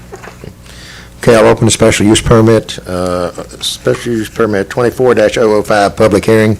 Anyone here? No one signed up. Anyone here want to speak on that? All right, hearing nothing, I'll close the public hearing. Need a motion? I'll move that the special use permit 24-005 be approved with the conditions as presented. Second. All right, any discussion? Danielle? Mr. Pettit? No. Mr. Sowers? Yes. Mr. Webb? Yes. Mr. Vickers? Yes. Ms. Lillard? Yes. Mr. White? No. All right, special use permit 24-006, Mr. Chrisman? Yes, sir. 230 Baker Drive, Mr. Dye, this is his second short-term rental on Baker Drive as an investment. And he and his wife are very happy with owning those properties, is what he tells us. So council's request to conduct a public hearing, receive citizen input, and consider a request for a special use permit to operate a lodging house at 230 Baker Drive with the details of the property shown in the planned neighborhood development. All these are 3 bedrooms, interior buildings. Definitions are the same. He also is going to restrict his number of vehicles per rental to 2 as part of his rental agreement, because I guess maybe he's seen some of the issues with that from his previous rental, possibly. He didn't say why, but Planning Commission looked at this May 15th at a public hearing and had a 5-1 recommendation for approval. No comments from anybody. All right, I'll open the I'll open the public hearing on special use permit 24-006. Anyone here want to speak on that? Hearing none, I'll close the public hearing. Council? I move that the special use permit 24-006 be approved with the conditions as presented. Second. Any discussion? Danielle? Mr. Sowers? Yes. Mr. Webb? Yes. Mr. Vickers? Yes. Ms. Lillard? Yes. Mr. White? No. Mr. Pettit? No. All right, special use permit 24-007, Mr. Chrisman? That's one on the list tonight. 198 Baker Drive, Mr. Lease Bartos and his wife bought the property, contacted the town after they found out they needed a special use permit to operate short-term rental there. So council is requested to conduct a public hearing to receive citizen input and consider a request for a special use permit to operate a lodging house at 198 Baker Drive in the planned neighborhood development. The property details are shown there. In this particular case, 2 off-street parking spaces are provided on the property, and 1 off-street parking space is planned to be in the neighborhood parking lot down the street from this residence. You'll see 197 Baker Drive next month. That's coming to the Planning Commission Wednesday night. All right, special use permit 24-007. I'll open the public hearing. Anyone here want to speak on that tonight? Hearing nothing, I'll close the public hearing. Council? I'll move that the special use permit 24-007 be approved with the conditions as presented. Second. Any discussion? I was just going to say that, I know we went to, not related to this proposal, just kind of following up, I know we went to VML, we talked about, went to that session about affordable housing and ideas. This summer, I'm busy, with my day job and all that, we all are, but I have an idea that I would like to float. I've got 6 months left. to maybe potentially be an option for affordable housing. I'm going to call it village residential zoning coming this summer as an idea, something that could be used by developers, landowners, to provide affordable housing. So I'm going to work on that and get that out maybe August. So just FYI, I think there's something creative that the town could do that potentially could provide affordable housing options that are non-short-term rentals. So anyway, just FYI, I'll try to put something together. I'll even send something maybe this week that I saw a video that I think you would like to find interesting. But that's it. I was thinking about Thank you. emailing you about that. Like, I was literally thinking about it today. I was like, man, we talked about all that stuff. Yeah, I think there are some things that can be done, so. We got to take advantage of all that wisdom and experience before we lose you, so. Exactly. All right, any more discussion on special use permit 24-007? Do we have a motion? I made it. Let me say it again? I moved. Yeah, you've already, okay, I'm sorry, Ron, you're not, okay, we motion in second, I'm sorry. Any more discussion? Danielle? Mr. Webb? Yes. Mr. Vickers? Yes. Ms. Miller? Yes. Mr. White? No. Mr. Pettit? No. Mr. Sowers? Yes. All right, moving on, fiscal year 25 budget adoption and resolution. Mr. Chrisman?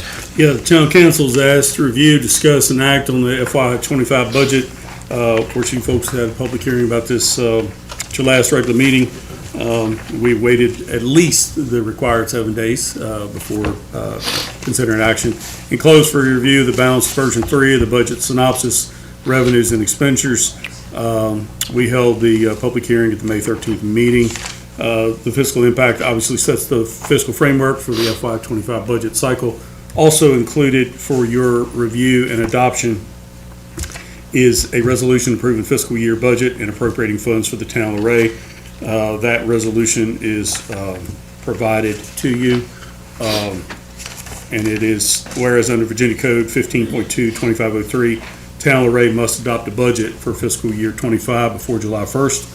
And whereas the officers and heads of department, offices, divisions, boards, commissions, and agencies have submitted estimates of the amount of money needed during FY '25. And whereas the council of Luray, Virginia has been presented with a balanced budget draft totaling $12,886,799 for FY '25.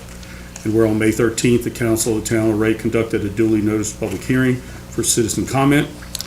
And whereas the town council approved and adopted the following FY '25 tax rates: real estate, 28 cents per hundred; personal property tax, 62 cents per hundred; sales tax, 5%, of which 4% of that is the state; meals and beverage at 5%; transient occupancy at 10%; the cigarette tax at 20 cents. Now therefore be it resolved that the council of the town of Luray, Virginia does hereby adopt the FY '25 budget attached as Exhibit A for the period beginning July 1, 2024 and ending on June 30, 2025. The spending recited in Exhibit A is authorized and the funds are accordingly appropriated effective July 1st. Adopted this 10th day of June, 2024, Mayor Dolphmeyer. Any discussion on that? Anybody want to make a motion? Mayor, I have a motion. I move that the FY '25 budget be approved as presented. Second. All right, any discussion? Just appreciate Ron and staff for their diligence and hard work on presenting a balanced budget. Appreciate it. Thank you. We'll be starting worksheets before we know it. Can you amend your motion to include approval of the resolution? You wouldn't mind doing that? Yep, so moved. Thank you. It's been moved and seconded. All right, any discussion? Danielle, busy night. It is. Mr. Vickers? Yes. Ms. Miller? Yes. Mr. White? Yes. Mr. Pettit? Yes. Mr. Sowers? Yes. Mr. Webb? Yes.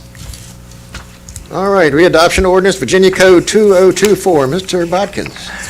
Good evening, Mayor and Council. You have in your packet for consideration a draft ordinance that would readopt portions of the Code of Virginia. This is something we look at usually every June meeting that amends the town code to ensure that all the changes in the Virginia Code that become effective July 1st also are incorporated into the town code with the same effective date of July 1st, 2024. Be happy to answer any questions you all might have. So essentially, this, anything passed by the General Assembly, we're adding it to our code, is that kind of what we're doing? Yes, sir, to the extent that it's applicable and within basically a couple different titles. Primarily that dealing with the operation of motor vehicles. Okay. Hey, Brian. Thank you, Can Jason. we get the agenda advanced? That's fine. Thank you. I was busy My reading. my laptop died, so I Instead of running. needs a little help. Yeah, it did die. Sorry about that. No, it's fine. All right, any discussion on that? Okay, need a motion? That's all right. I think. I move that the ordinance be approved as presented. I'll second that. I appreciate it. Any discussion? Danielle, you're up again. Ms. Lillard? Yes. Mr. White? Yes. Mr. Pettit? Yes. Mr. Sowers? Yes. Mr. Webb? Yes. Mr. Vickers? Yes. All right, Greenway Extension Funding Proposal. Sorry, Joey, I made it just in time to be late. What's that? I said I made it just to the page in time to be late. Sorry about that. No, it's fine, thanks. Yeah, Greenway, the Greenway Extension Funding Ordinance Proposal. So, Town Council is asked to review and discuss and act on a proposed funding request to apply $60,000 to the current project to allow for a more in-depth archaeological study on the portion of the proposed trail routing. Council heard a report on this from the foundation members at their May 28th work session. Enclosed for your review are the cover report for that meeting, as well as the study documents. The Greenway Foundation is asking the town to provide $60,000 in additional funding to complete this additional work. The total cost is around $75,000, but there's roughly $15,000 remaining from a previous study budget. Funding for this additional study was not included in either the 24 or the 25 budgets cycles. An allocation of reserve funds would be required if council elects to pursue the study. Okay. Bill, Gladys, would you all like to say anything? I don't know that we can add any more to it than we did at the work session. The phase one study, the archaeological part, has created the need for. You want to come on up here, Bill? I'm sorry, for the folks that are watching can hear you.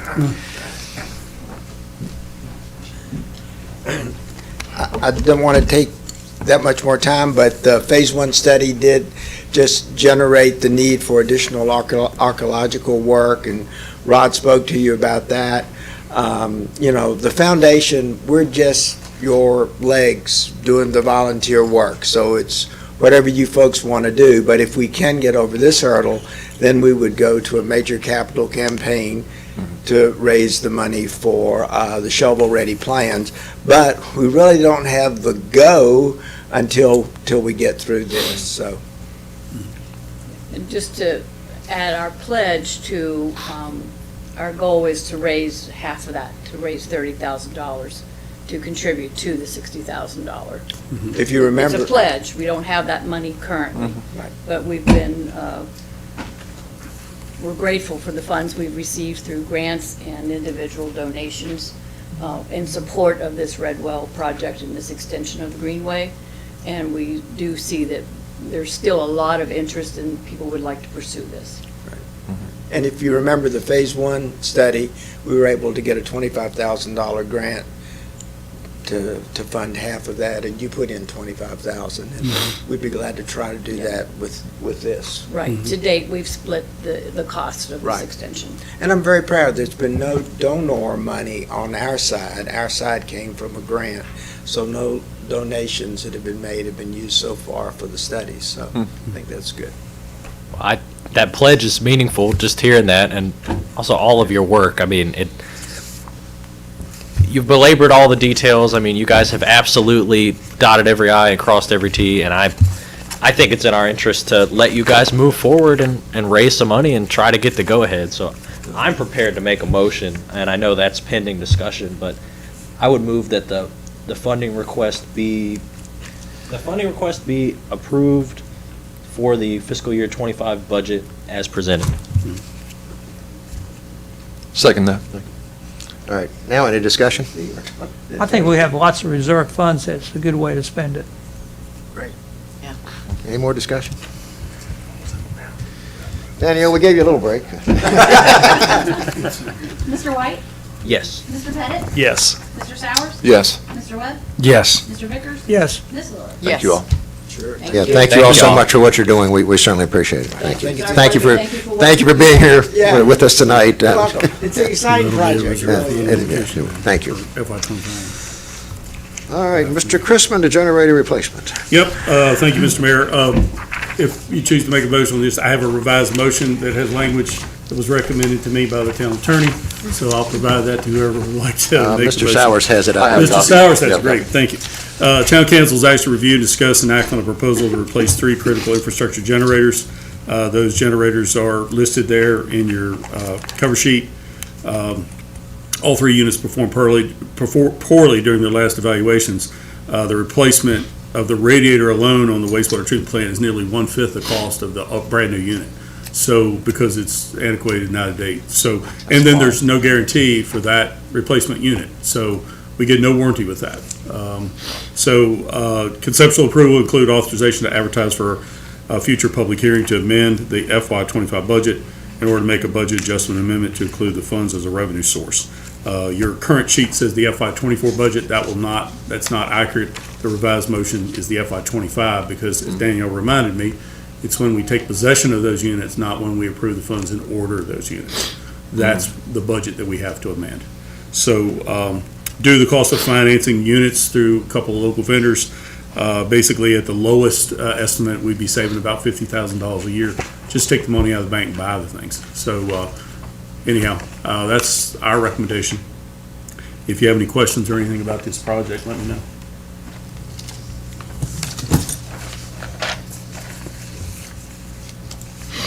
Which one do make sense to me? Mr. Mayor, let me make a motion. I move to appropriate, I wanted to actually read the motion here. Thank you, yes. Based on what he was saying. I move to appropriate funds from the general purchases in an amount not to exceed $260,000 from available water and sewer facility fee funds and reserve funds, and to authorize advertisement for a public hearing to amend the fiscal year 2025 budget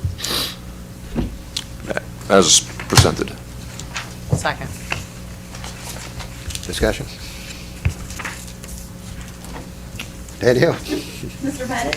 Yes. Mr. Sowers? Yes. Mr. Webb? Yes. Mr. Vickers? Yes. Ms. Lillard? Yes. Mr. White? Yes. Thank you. Rotation going well. So we will need to schedule a public hearing for that? Yeah, we'll do that for the FY25 budget and once we get into that period, but I know a couple. Not till then? Yeah, I know a couple of department heads that'll breathe a little easier and get these things replaced. I'll get with Jason, we'll figure out the timing on that amendment, and when we need to hold a public hearing, he's gonna get me a draft ad that meets the state and town requirements, and we'll get that published and we'll move forward on that. Thank you. Thank you, Brian. You're still up, Brian, pedestrian project proposal? Yeah, the town council's asked to review, discuss, and act on a proposed pedestrian improvement project connecting the Greenway to Inlawn Park, along with several other waypoints along the way. Council received a presentation on this project at their May 28, 24 work session from Sophia Williams, who provided each of you, I think, with a little booklet. The project will provide enhanced connectivity for trail park users. It will also prize pedestrians of a variety of other local venues, such as the Train Museum, Visitor Center, the library, and downtown shopping and dining. Jackie is not here, but we had discussed trying to integrate her downtown pedestrian wayfinding program with this project as well, to try to make sure that we have some continuity, or make sure we don't have any overlap primarily. For visitor center, we just put a question mark. Yeah. Yeah, that's gonna require me to get that big wooden sign down that's up there. I'm hoping I can flip it around and put chamber on the other side, because it says visitor center hanging right above the door. So I noticed that. I gotta do a little work up there. But we'll see, that's on my to-do list. Anyway. With the pending changes that may be part of this, and Brian, you and I discussed a few things that might tweak with this. I'd like to make the motion with, I move that this pedestrian project be approved, but with the ability to make adjustments as needed when this actually comes to play with install. Because, yeah, we're going to have, I second that motion. Yep, so we'll make those changes that we discussed, and of course, based on current events, we'll have to adjust a few things, but we'll blend those in. Some of the suggestions were good, and I think Sophia will go along with that. I think she's just gonna be ecstatic that council's actually gonna pursue this thing. So I think she's going to be really happy about that. So hopefully she's watching tonight. Council's always approved planners' ideas, so. That's true. That's true. So it's a good start. Yep, yep. Thank you. So the amendment being just to hold until we have confirmation on the location and direction for the visitor center, or is there more than one Well, there's- thing? More than that, right? Yeah, there's some things, Brian and Yeah. I discussed too, the delineators that are along, that were proposed in the Uh-huh. initial proposal. Yeah. And we talked about that bridge on the radius, there's some concern that may, especially with large trucks, feel crowded or push vehicles to the center line with that out near the edge of it. So Brian's got some reflector ideas and Yeah. stuff they were talking about. We're going to try to move some stuff back a little further away from the sidewalk edge and try to make it a little more user-friendly. You know, one of the things that we had talked about was train museums on there. We could also just replace visitor center with chamber until such time that we know. And then I think where we're going to end up putting that sign is right at the existing corner of Virginia and Campbell Streets. It's probably where we'll put an additional sign at some point in time with a visitor center directional. But until we know that, you're right, we could. It makes you wonder about having a direction to the train museum if it's always closed. Yeah, it's true. So we'll hopefully talk about that a little bit later. Yeah, well. Thank you. All right. Council, we've got some BZA appointments to do. What I did, we vote on it? We've got to take a vote on We got to vote on that, do we? Motion is second, but just do a vote. On the Pedestrian project. Oh, pedestrian project, okay, I'm Yep. sorry, okay. Been motioned to second? Yes. Any more discussion? Okay. Danielle? Mr. Sowers? Yes. Mr. Webb? Yes. Mr. Vickers? Yes. Ms. Lillard? Yes. Mr. White? Yes. Mr. Pettit? Yes. Okay, now we've got some BZA appointments. Jason, I believe you want to reappoint Mr. Cave, is that correct? Yes, And and he's okay with that? yes, we have spoke and he's all right with that. Alex, have you found anyone yet, or? Yes, I'm recommending, and we spoke with him over the weekend, Mr. Rick Black. I think he just brings a wealth of knowledge, and it's about time to put that knowledge to good work. And he's ready and willing. Council, any discussion? Can we do both of them in one motion? That's a good question. Can we? Jason, we can do that? Okay, all right. I make a motion that we appoint Steve Cave and Rick Black to the Board of Zoning Appeals. Second that. I guess it'd be effective whenever the circuit court approves it. Yeah. So, All right, any discussion? Danielle? Mr. Webb? yes. Mr. Vickers? Yes. Ms. Lillard? Yes. Mr. White? Yes. Mr. Pettit? Yes. Mr. Sowers? Yes. All right, VRT study funding, Brian, you want to take that? Yeah. It's got me down, but I think you can handle that. Thank you. Please.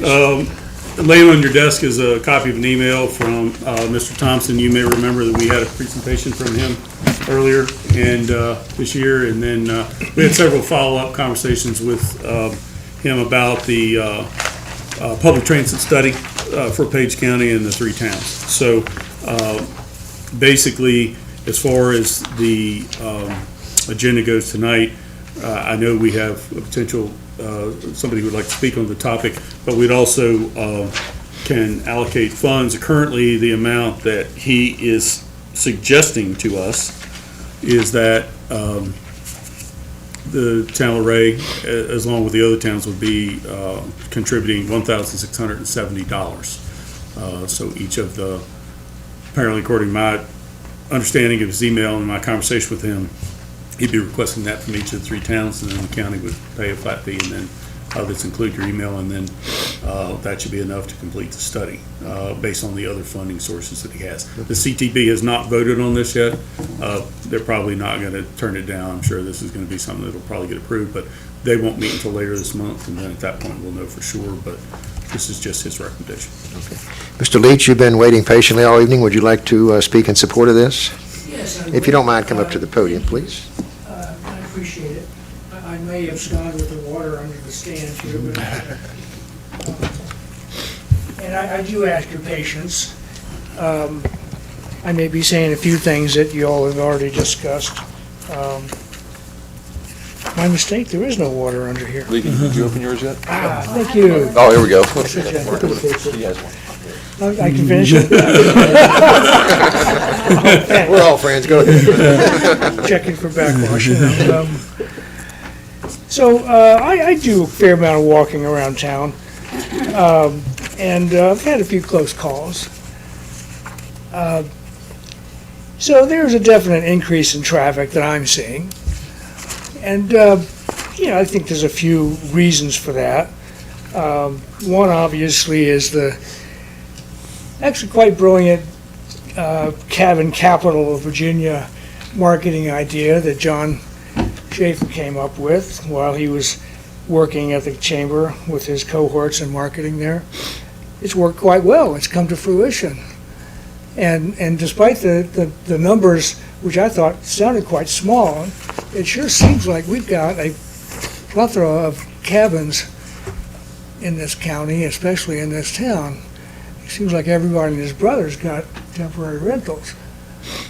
So with that comes traffic. In addition to that, obviously COVID brought in a lot of people who decided that they didn't want to work downtown. They could work out in the country and they could live cheaper.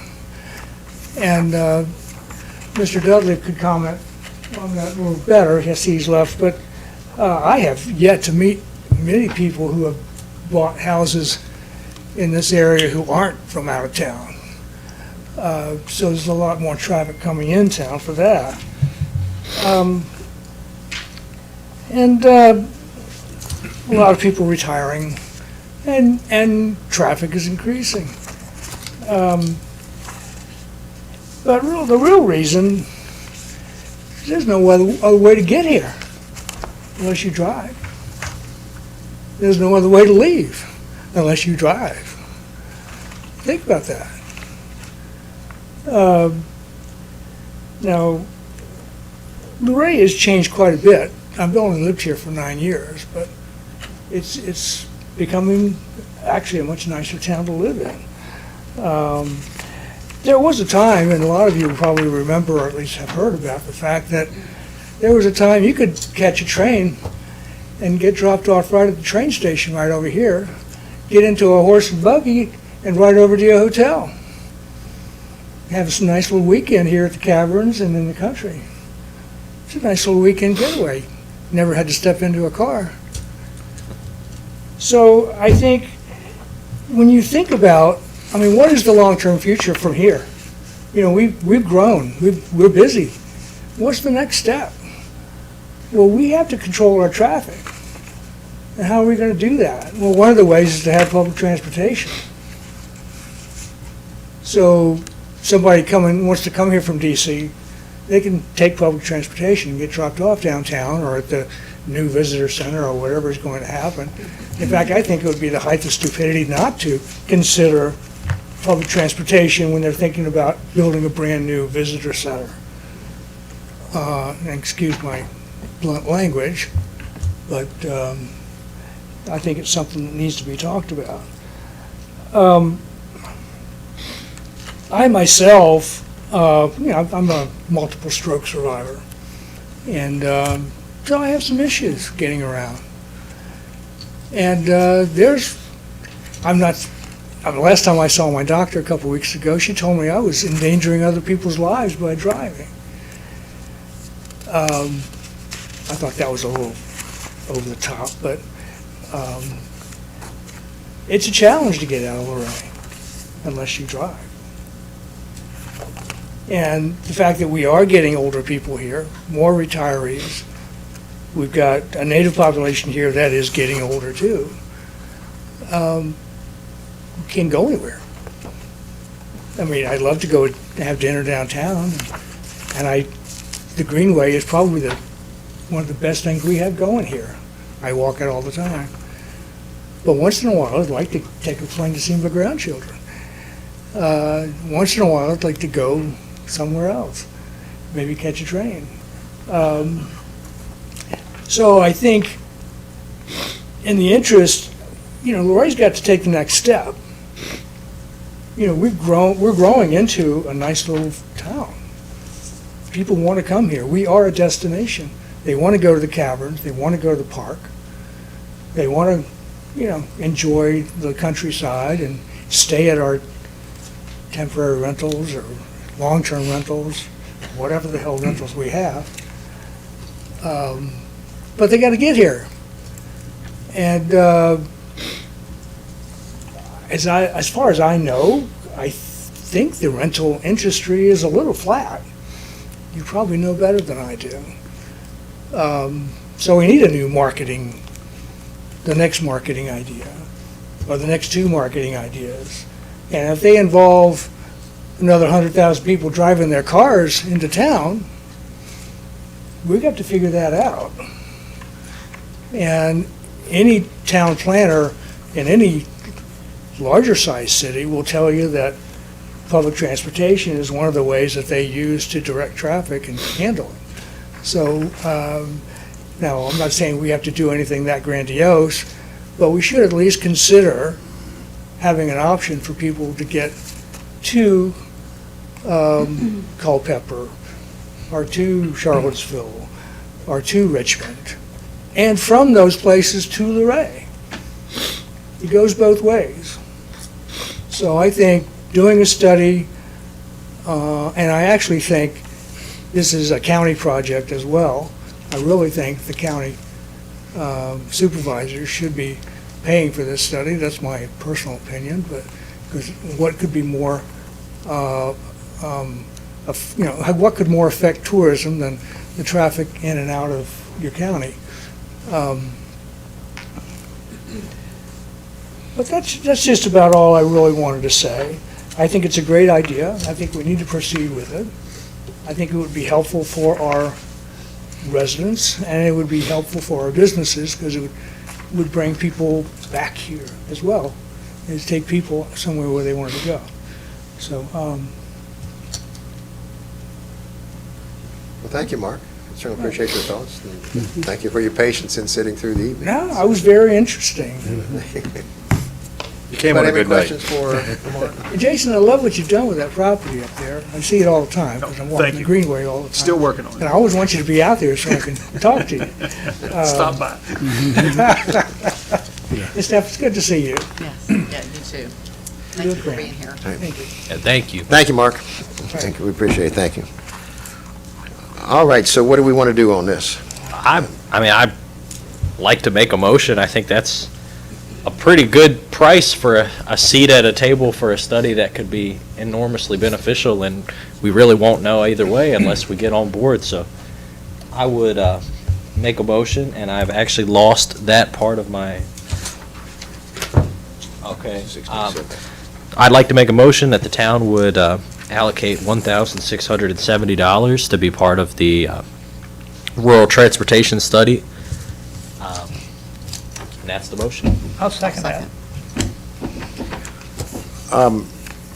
Mr. Crispin, are we using ARPA funds for that, or what have we decided? Has that been decided? I think we did Have we- allocate. I'm sorry, we- Danielle. We earmarked, what was it, 5,000? Up to 5,000. Up to, okay, okay. All right, thank you, okay. So do we need to vote on that since we've already earmarked it, or probably best?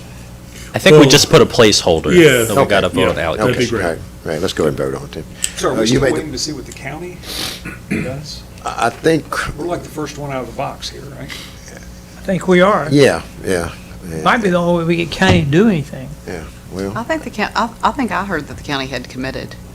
He seems to be of the It just reads understanding as that, that's if he's going to suggest that, but Yeah. I didn't know if that's already been done. so so are we not, are we committed if the county doesn't do anything? I don't know.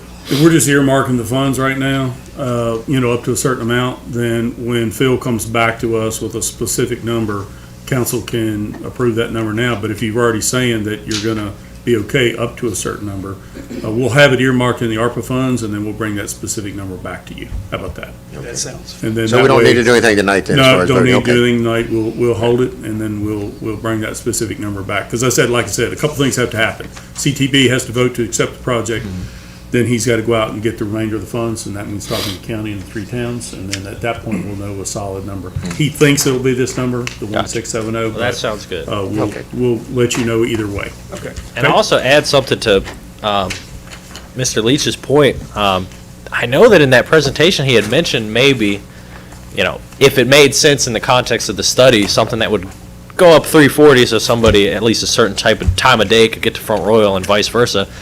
And Front Royal has the Virginia Breeze line that does come through and connects with DC and some of the major cities or major destinations in the state. So that would actually be the first that I would be aware that Luray would really be connected directly with the broader public transportation infrastructure, which I think be really cool. And more of a random thought, if you could somehow get to Culpeper, which is a little bit of a haul, to be able to take the Amtrak over there, I mean, you can get as far as like New Orleans. Like, it's pretty amazing. Boston, New Orleans. So, but that's a long-term, different conversation, but it's worth having someday. All right. All right, Mr. Chrisman, Reservoir Avenue subdivision and corporate boundary adjustment proposal. Yep. Who's told me ahead? Okay, in your packet is item 10A, Reservoir Avenue subdivision corporate boundary adjustment. I included a sketch. Planning Commission Council previously approved the 12 lots that were located out front along Reservoir Road. Those are solid yellow, orangey yellow in your diagram. Yeah, keep going there. You're almost there. And then the dash line, the dash yellow orange line, right there, back up, is the current town-county boundary. The proposed or potentially proposed new corporate line would be the solid line as indicated on the bottom of your page. That would bring a fair amount of real estate into the town corporate boundary and provide a total number of lots, 73. So minus the 12, it's already there. You're looking at probably 60, 61 lots that would be coming in. We're going to have a discussion about this later in the meeting in terms of projects like this. This is one of 4 that I know about. 2 of them are potentially partially out of town. One of them's almost fully out of town, and then the other 2 are within corporate boundaries. So just want to get this on your radar. I included a copy of the Planning Commission discussion page, which is the last page in that segment, which included 8 items that we looked at, or that should be a major consideration before kind of agreeing to a conceptual like this. We've been through one of these recently with Mr. Ramsey further out Fairview Road already, and so this would be quite a bit bigger than that, but because of that, it will have some impacts. And so some of those things that we need to look at are listed there in that list on the 3rd page. Who's proposing this, Brian, a developer? Yeah, the 2 builders. 2 builders out Yeah, there. Okay. Tom and Tom Shoemaker and Jim Ball. Okay. So again, we'll be discussing this a little bit more in depth. Anybody have any questions right now? Yeah, no action on this right now. It's Right. just information. Okay.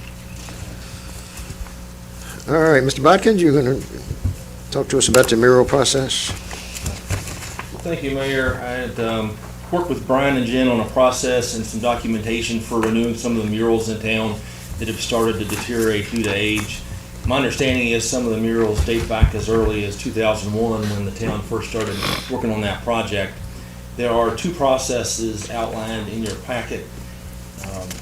These are based upon whether the property owner is willing to give a license to the town to use the property to install and maintain a mural. The license agreement provides the town with an interest in the property that's really necessary for the town to use public funds to improve what would otherwise be entirely private property. That license agreement would also outline the rights and responsibilities of the party in terms of who's responsible for what. For owners that are interested in providing that license, the process that we would envision would involve starting first with the Tree and Beautification Committee. They would work with that committee in selecting a design and an artist that's mutually agreeable. Once there's a tentative agreement as to those items, then Town Council would be given the opportunity to review and comment on the mural. And then, assuming that would be approved, Mr. Chrisman would then get authorization to sign the license agreement on behalf of the town.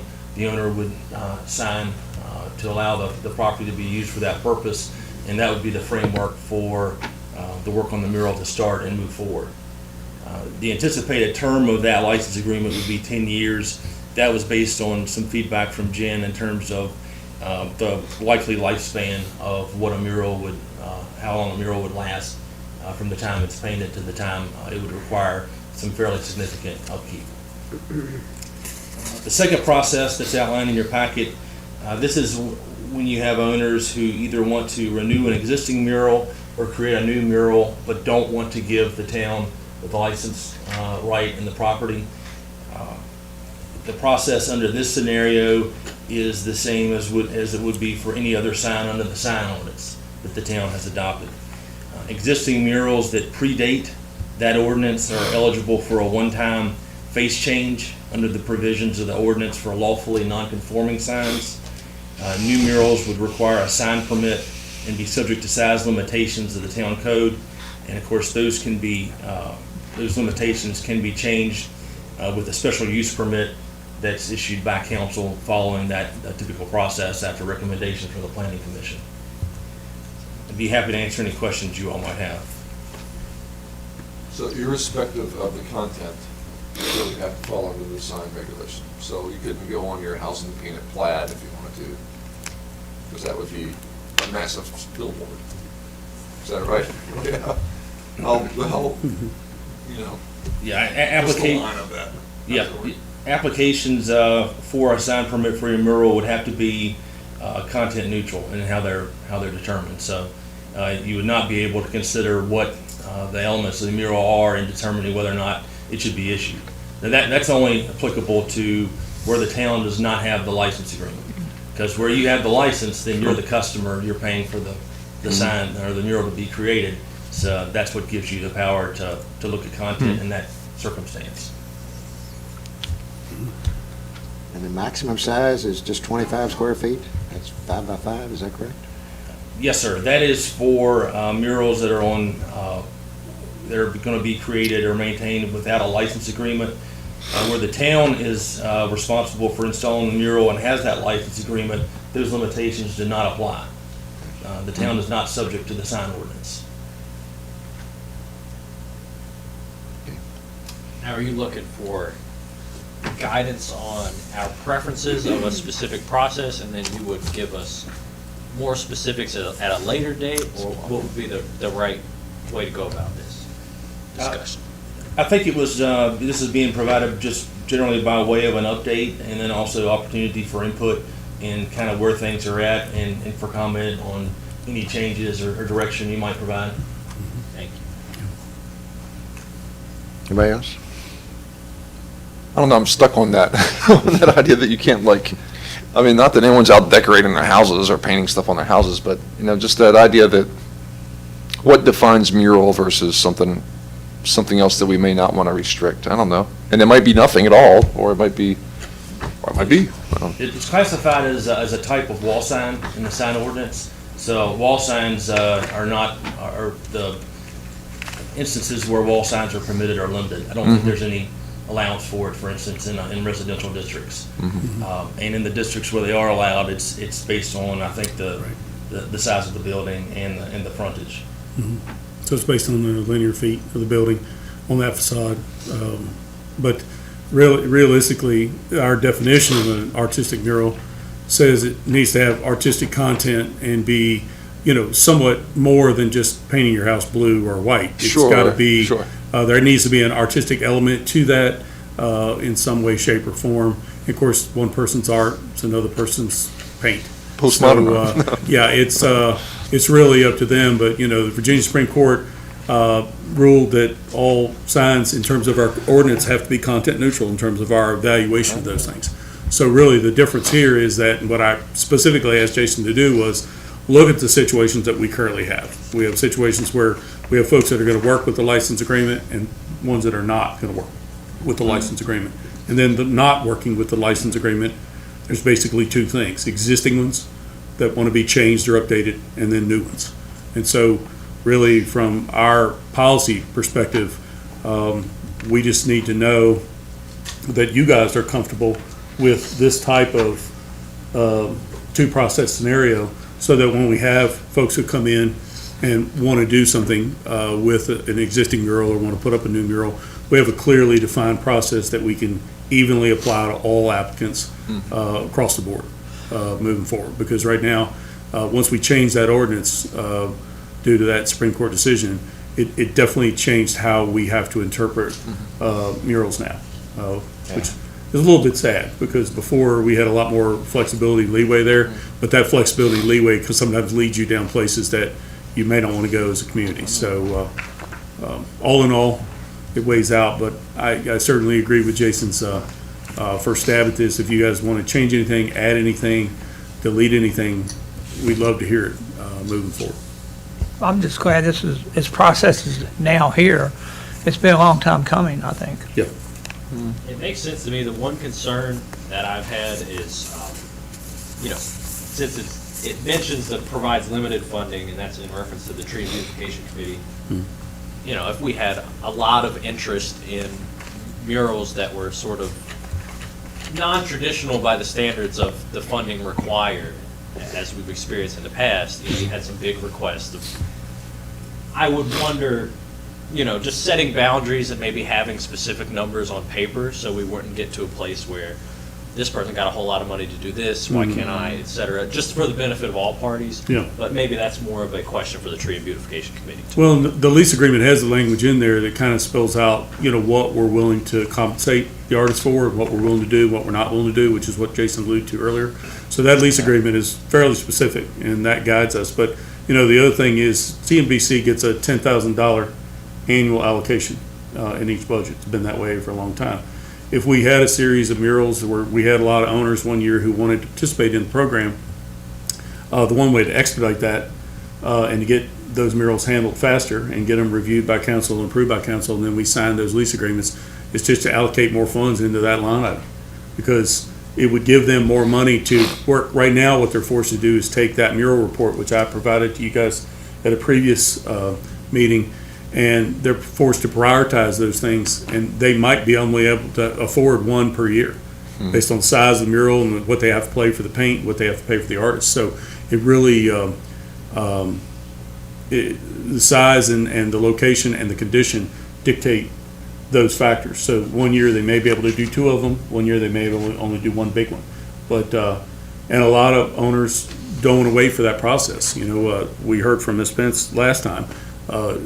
She wanted to go right now, and to go right now means you've got to get through the tree beautification, and they already have a priority list of murals across town that are based on their condition, and they're going to take the worst ones first. So it is a little challenging when it gets to that. A question I've got, I like the fact on this licensing agreement, the 10-year period there. But since we're talking about structures and buildings, I guess it's more to Jason. What happens if a owner owns a building and they're all for the mural, and it goes through the whole process, gets approved, the mural gets painted, and 2 years later they sell the property, and the new owner is not interested in the mural and paints over it? So we've got tax money that was used to do a beautification process, let's say, that we're figuring it's got a 10-year life, and the owner sells the building and now it's gone, but that money was spent. Is there any way that there can be something tied to that mural as far as change of ownership?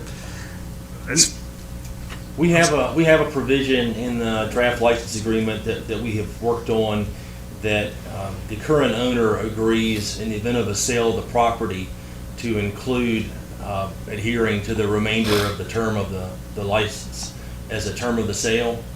Now that provides some protection. The best protection would be if you had a recordable instrument that you recorded with land records, and that would be noticed to all potential purchasers and binding on all potential purchasers of that property.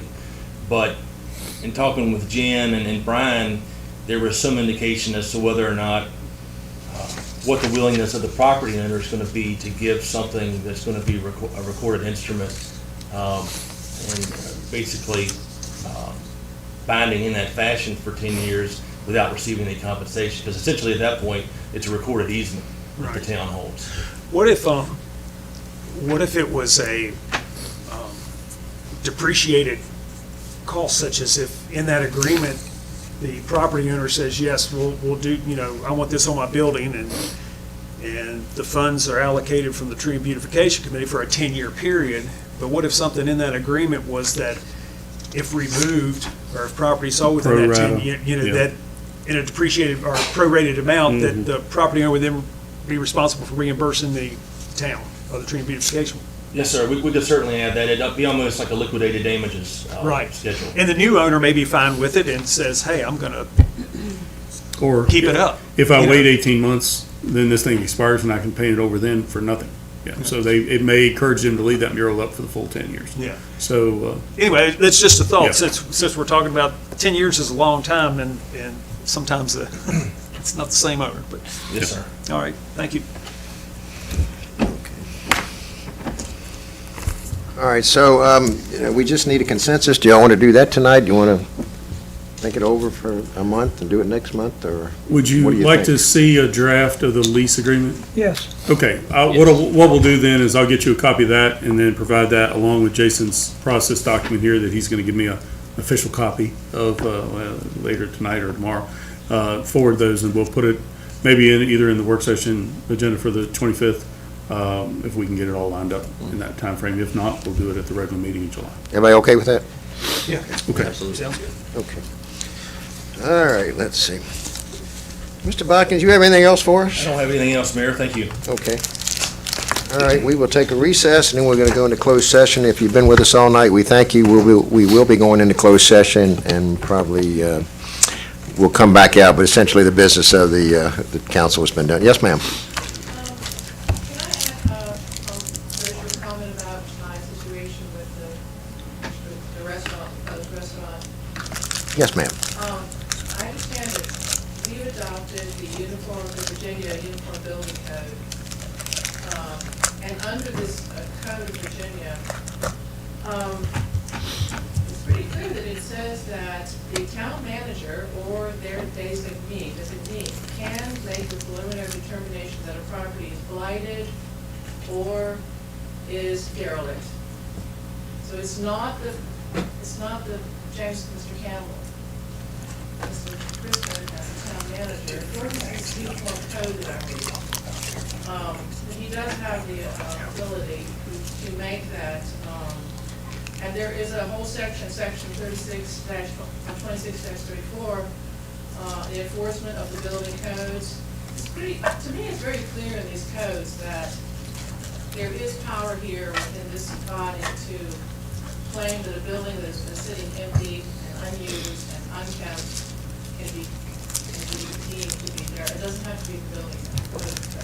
The town can do that through the town manager. Well, thank you for those we will look into this at our next work session and see what we can get done.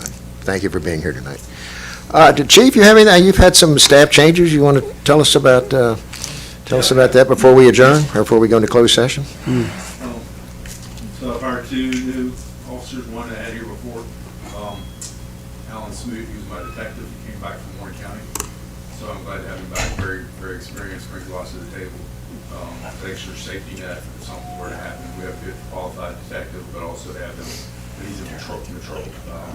Also was able to hire Christian Pierce, who's a really young, ambitious officer from the sheriff's office so right now, patrol-wise, we're fully staffed for the first time since we've implemented two positions. I don't know how long this will last, but I'm gonna ride it out as long as we can. So I'm very pleased and with the crew we have and promotions that we've made progress. So I think it's doing good.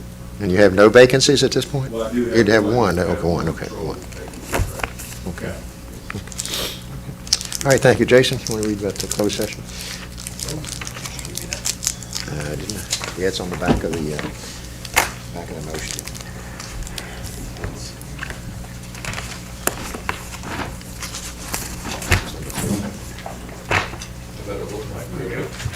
Okay. There it is.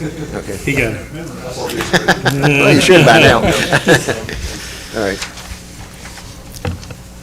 All right, I move that the town council convene and go into closed meeting for the purposes of consultation with legal counsel regarding specific legal matters requiring the provision of legal advice as authorized by Section 2.2, 3711A8 of the Code of Virginia. The subject matter is legal advice on the town's ability to require payment from developers for off-site infrastructure. I further move that town council convene in closed meeting to discuss potential disposition of publicly held real property where discussion in an open meeting would adversely affect the town's bargaining position or negotiating strategy. The subject matter is the town's property at 18 Campbell Street. Second that. Discussion? Danielle? Mr. Vickers? Yes. Ms. Lillard? Yes. Mr. White? Yes. Mr. Pettit? Yes. Mr. Sowers? Yes. Mr. Webb? Yes. All right, we're in closed session. Again, thank you all for your patience. Lenny, congratulations again. Thank you for what you've Yeah, done. thank you.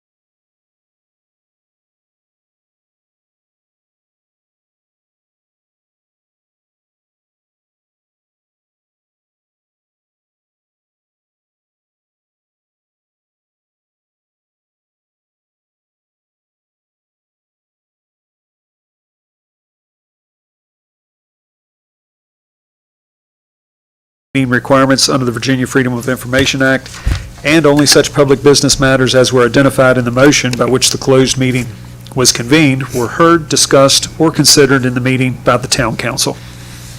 Second. Discussion. Danielle? Mayor Alcorn? Yes. Mr. Vickers? Yes. Ms. Lillard? Yes. Mr. White? Yes. Mr. Pettit? Yes. Mr. Sowers? Yes. All right, any other council comments? Hopefully not. Well, I had something I was going to say, but I'll save it for next time. Go ahead. Oh, my gracious.